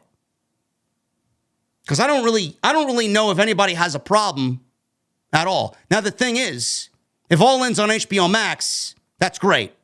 But if it's not, then you're really asking the fans a lot to pay $50 for All In on pay-per-view, and then 1 week later, All Out's happening, another $50 there. You're going to be spending over $100 on back-to-back pay-per-views, back-to-back weeks for AEW. That's a lot to ask from your fan base, to put All In on Max and then have them, the fans, pay for All Out the week later at $50. That's a little bit more easy to digest. It's going to be a very interesting week coming up. A very interesting week coming up. I don't know what's going to happen with this, man, but I'm going to keep an eye on all this. This is fucking exciting to me. This really is. But for all the people out there, man, that keep moving the goalposts, Please cut this shit out, man. Fucking shut the fuck up. Honestly. There's nothing but positive to come out of this. This all affects WWE in a positive way as well. It does, no matter if you want to admit it or not. This is great shit. I love everything that's happening here, man. I'm super excited for AEW and super excited for Tony Khan. Now we just got to get the fucking shows the way that they need to be. I mean, they could be running the most perfect wrestling show if they wanted. They have all the tools to. They got the roster. They got all the tools to. So, we'll keep an eye on it, man. We'll keep an eye on it. There's a lot of interest, Tony Khan says, in the library as well as the new weekly content we continue to produce each week. I do think there's a lot of demand for a library, and it makes a lot of sense for us to try and make that AEW library available to fans all over the world on demand. Tony Khan is very careful with what he says when he wants to say it. He doesn't really divulge information like that normally. The fact that he said that in regards to this might have been a little Easter egg on where AEW programming is going to end up, and it may end up on HBO Max. Guys, that's all I got for you. If you enjoyed the post or the podcast today, not post-show. We're not post-showing anything here. If you enjoyed the podcast today, man, for episode 476, please hit that thumbs up down below. Please follow me on social media at JD from NY206. That's Twitter, Instagram, TikTok, and Cameo. Make sure you guys hit that subscribe button down below and turn on the bell for notifications. Go and get yourself the brand new Legend of JD t-shirt, man. Now available. Link is in the description. We are celebrating the release of The Legend of Zelda Tears of the Kingdom tomorrow. If I could get my hands on it at the Nintendo store when I walk to the gym tomorrow in Manhattan, I'll be picking it up myself. But when I tell you it's the greatest looking design that we've ever had, go get yours today, man. Link is in the description. Today's show is sponsored by my great friends over at Manscaped. You guys know summer's coming up, man. It's a balmy 75 degrees today in New York City. It's going to be 81 tomorrow. Summer's here, guys.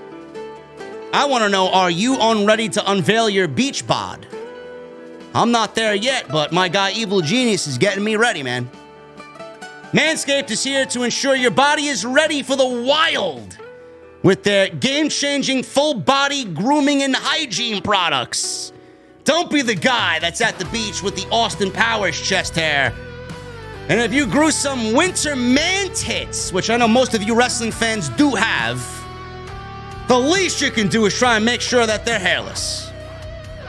It's time to get ready for the hot guy summer by going to manscaped.com. Manscaped.com, using code SCRIPT20 at checkout for 20% off. The kit comes with the Lawnmower 4.0. You guys are also going to get the Crop Preserver, the Crop Reviver. That is their ball deodorant and their ball toner. The Lawnmower 4.0 is waterproof. It's a cordless body trimmer, and whether you're shaving your chest or you're trimming down below, their trimmer features a ceramic blade designed to cut hair on loose skin and reduce grooming accidents, thanks to their advanced skin-safe technology. Also included is the Weed Whacker 2.0. Nose hairs, goodbye. Gone for the summer. You're also going to get 2 free gifts. The Shed Travel Bag, which is beautiful. It's a $39 value. And the patented high-performance reduced chafing Manscaped Boxers. So having the right tools for grooming is essential. Do yourself a favor and always use the right tools for the job. 20% off manscaped.com using code SCRIPT20 at checkout. Trim your chesticles with the besticles. Let's get into these super chats, guys, and then we're going to get the hell out of here.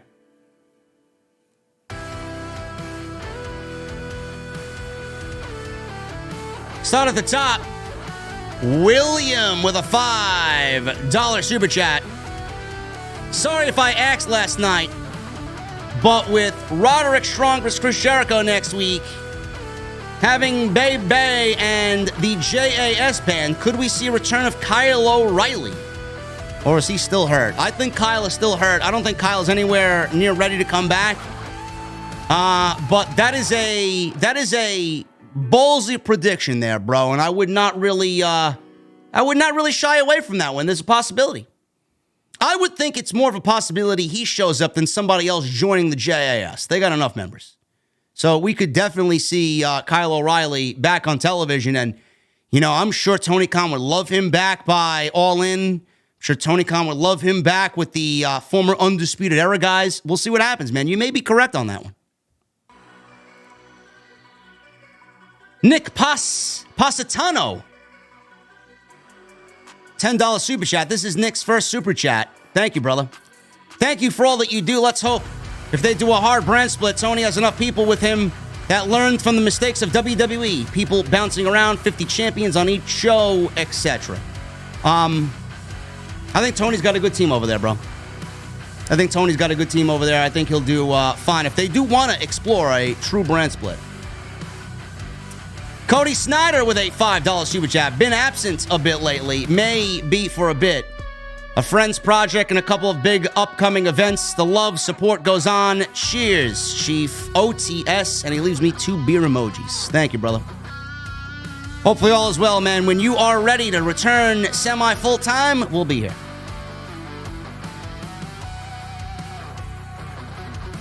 Flash Jordan with the 3 months. Thank you, brother. 3 months in the OTS VIP club. We all know SmackDown going to be a show tomorrow. Can you book the show like you were in charge? Also, come to Houston. We have some good bars here. I'm sure that if WWE brought me on as a creative consultant, I'm sure I could make a difference with what I would bring to the table. No doubt about it. But that would never happen.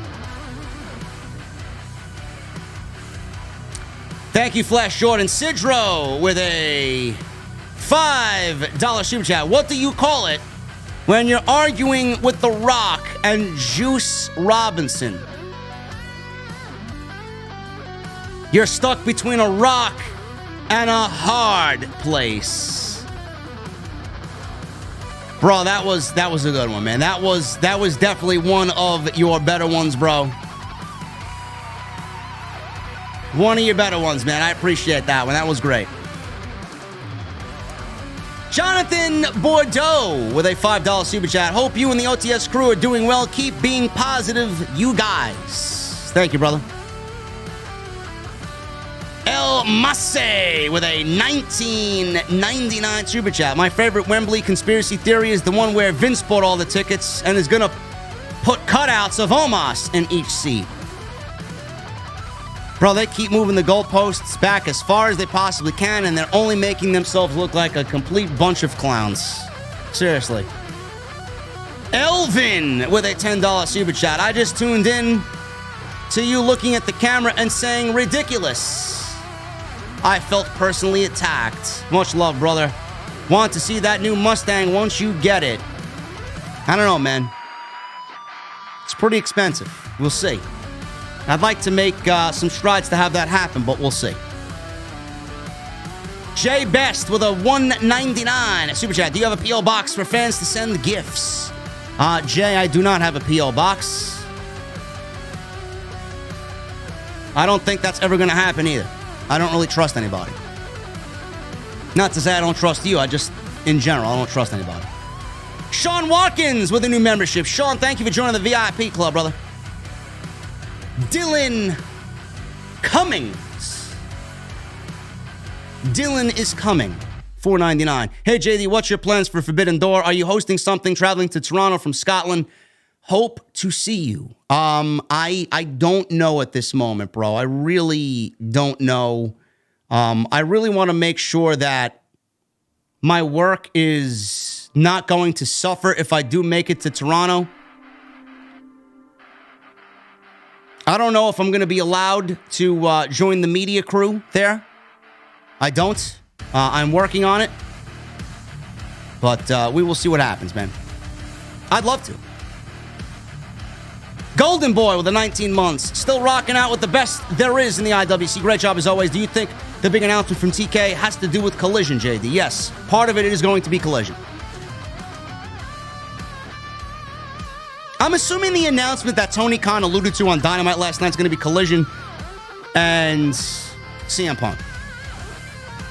Because you absolutely need to, in advance, promote CM Punk. Justin with the 9 months. With Collision coming, how about we end Rampage, put Collision on early in the night, so that way they won't have to preempt it with the NHL and NBA playoffs. I don't know what they got going on Friday nights, man. At 8 p.m., I don't even want it stepping on SmackDown's toes. I don't. Because there's already a rumor that WWE is set to retaliate. And I got a video coming this weekend. It's already recorded. All my VIPs are probably going to get it early. WWE is already planning to retaliate against Collision on Saturday night. Now, what that means, I don't know. They're going to have their own Saturday show? Who knows? But moving it to Friday and putting it on primetime, man, you're just going to be stepping on SmackDown's toes, and I don't really want that. Thursday would be ideal. But again, I don't know. Chris with a $9.99. Hey, JD, love the podcast today. I have Edge winning the World Heavyweight Championship. Rollins wins the Royal Rumble. Rollins versus Edge at WrestleMania 40, with Edge having his retirement match and Rollins winning the World Heavyweight title. Cody versus Roman 2 at SummerSlam. Could be. After Edge's promo on Twitter today, man, a lot of people are wanting him to win the world title. But I'm sticking with my guns, man. I'm sticking with my heart. I think Seth Rollins wins the World Heavyweight title at Night of Champions. Edge can't win it. Edge is on SmackDown. So if Edge goes to the finals, he wins the title and then moves over to Monday Night Raw.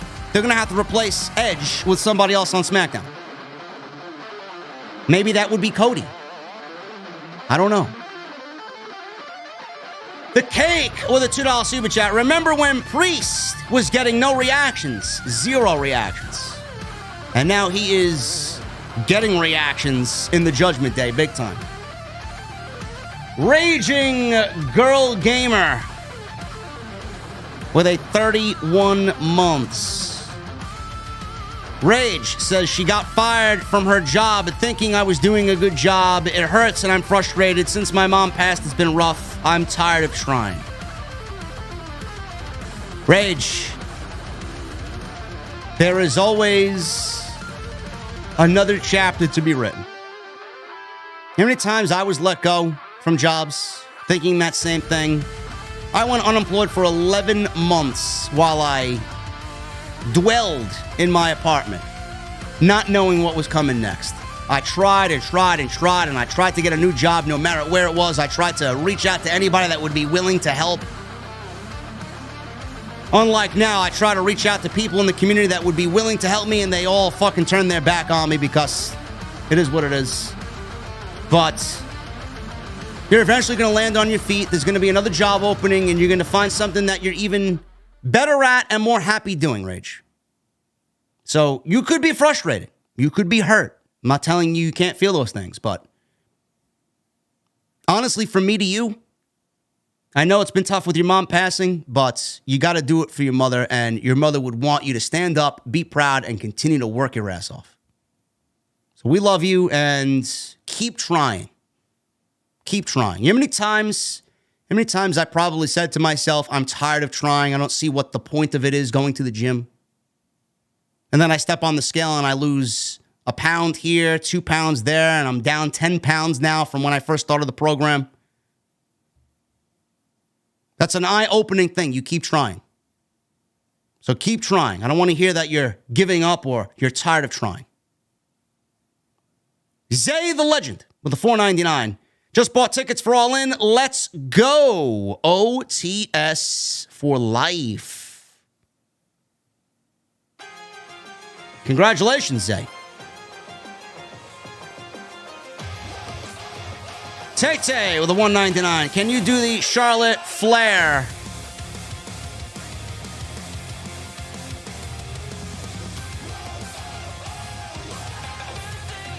my husband doesn't marry, so then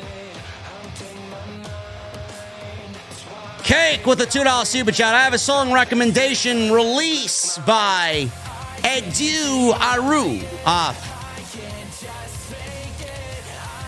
Cake, if I can't pronounce the proper pronunciation of the band name, I probably will not like it. Eugene Morgan with a $20 super chat. Punk is Bret Hart 2.0 and the Bucks are Shawn Michaels 2.0. This whole thing about jealousy and the Bucks want the affirmation and the same respect level as CM Punk. It's repeat 1997. How else do you explain it? Basically, it's a pretty spot-on comparison there, Eugene. Matt, fugitive with a 1 month in the venue. Thank you, brother, for a VIP membership of 1 month. Enjoy being a VIP at one of the best venues in the digital space. He may be the only venue in the digital space. Here's to many more months supporting OTS. Keep up the great work, JD. Thank you, Matt. Appreciate you, brother. Jacob Sims with a new membership. What the fuck are you drinking, Jacob? No message. Thank you, man. Nick Positano with a 5. The thing that scares me about a hard brand split is having people like Sonny Kiss, Marie Shafir, and lesser talent forced down our throats. Bro, that is what Ring of Honor is for. That is what Rampage is for. Full Whites with a $1.99. Wrestling Observer newsletter is filled with a bunch of boomers spewing bullshit.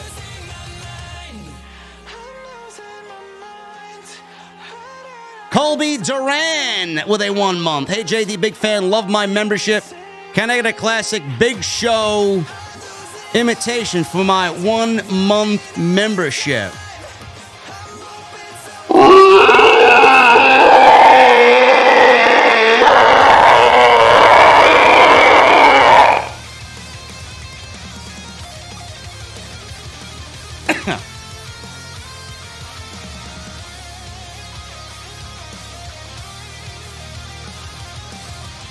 You guys are crazy, man. Colby Duran with a 1 month. Hey, JD, big fan. Love my membership. Can I get a classic Big Show? I just read that. Thank you, Colby. Corey Williams with 9 months. AEW Wrestling $1 billion TV deal. Awesome. I'm happy for AEW. Everybody should be. Everybody should be. Hollywood Guy with a $10 super chat. WWE needs to put great television on if Endeavor pays more or the networks. Vince needs to get his head out of his ass. Oh, and where is Karrion Kross? Is he on a milk cart? He just wrestled Shinsuke Nakamura on Friday Night SmackDown in a very good television match, Hollywood Guy. Where have you been?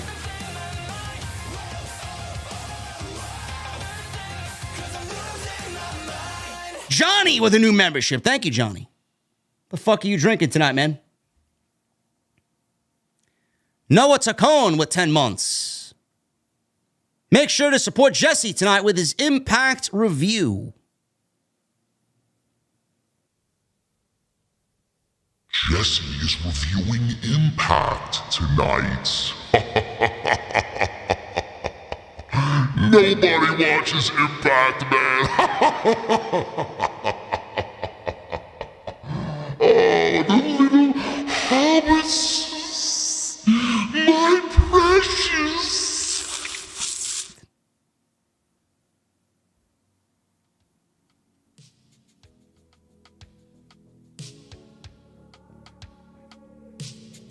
Stan G with a $10 super chat. I just found your channel last week. You are awesome. I love your transparency. Stan G, it's what I built my channel on, brother. Thank you for being here.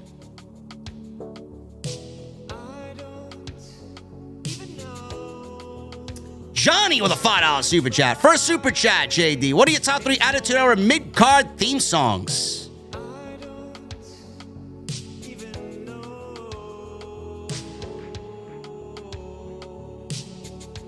I don't know, man. Stone Cold. Kane.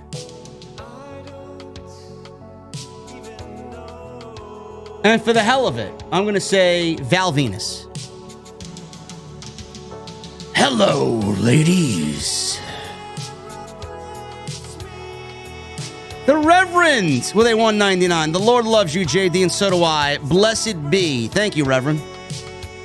Basic with a $4.99. As long as Vince is there, the WWE will never be competitive. Vince will continue to do his tired and recycled formula. Vince is making money.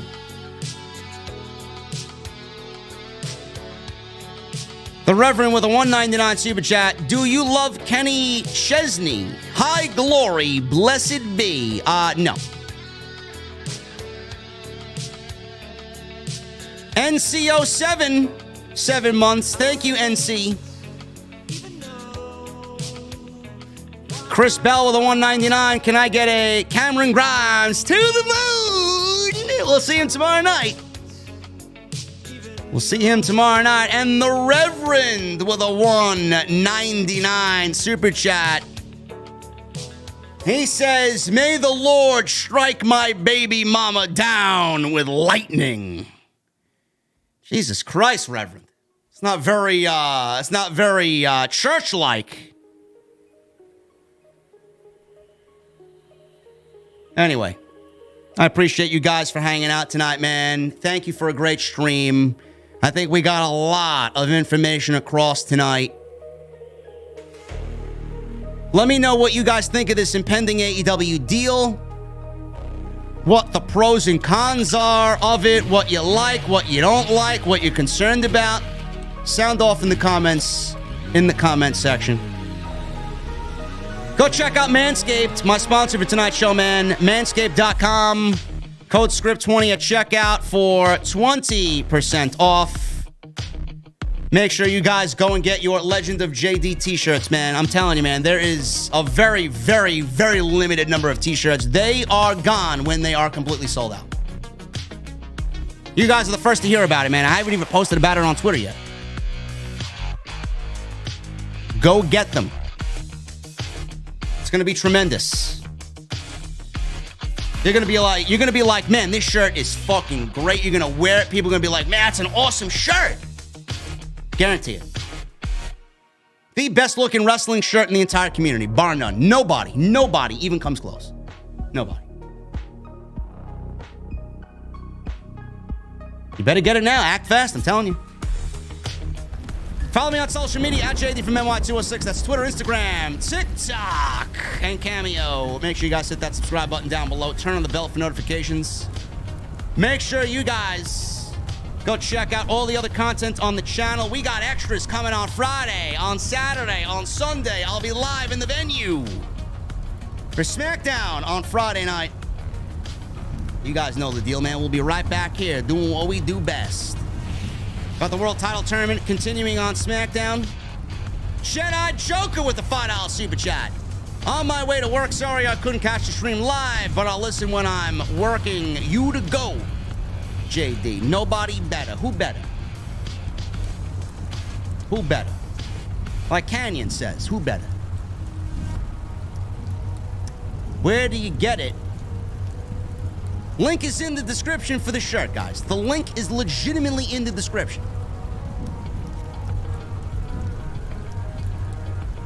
Anyway, I appreciate you guys. Love you. Thank you for a great stream. I'll see you back in the venue tomorrow night right here for SmackDown on Off the Script. I'll see you guys later.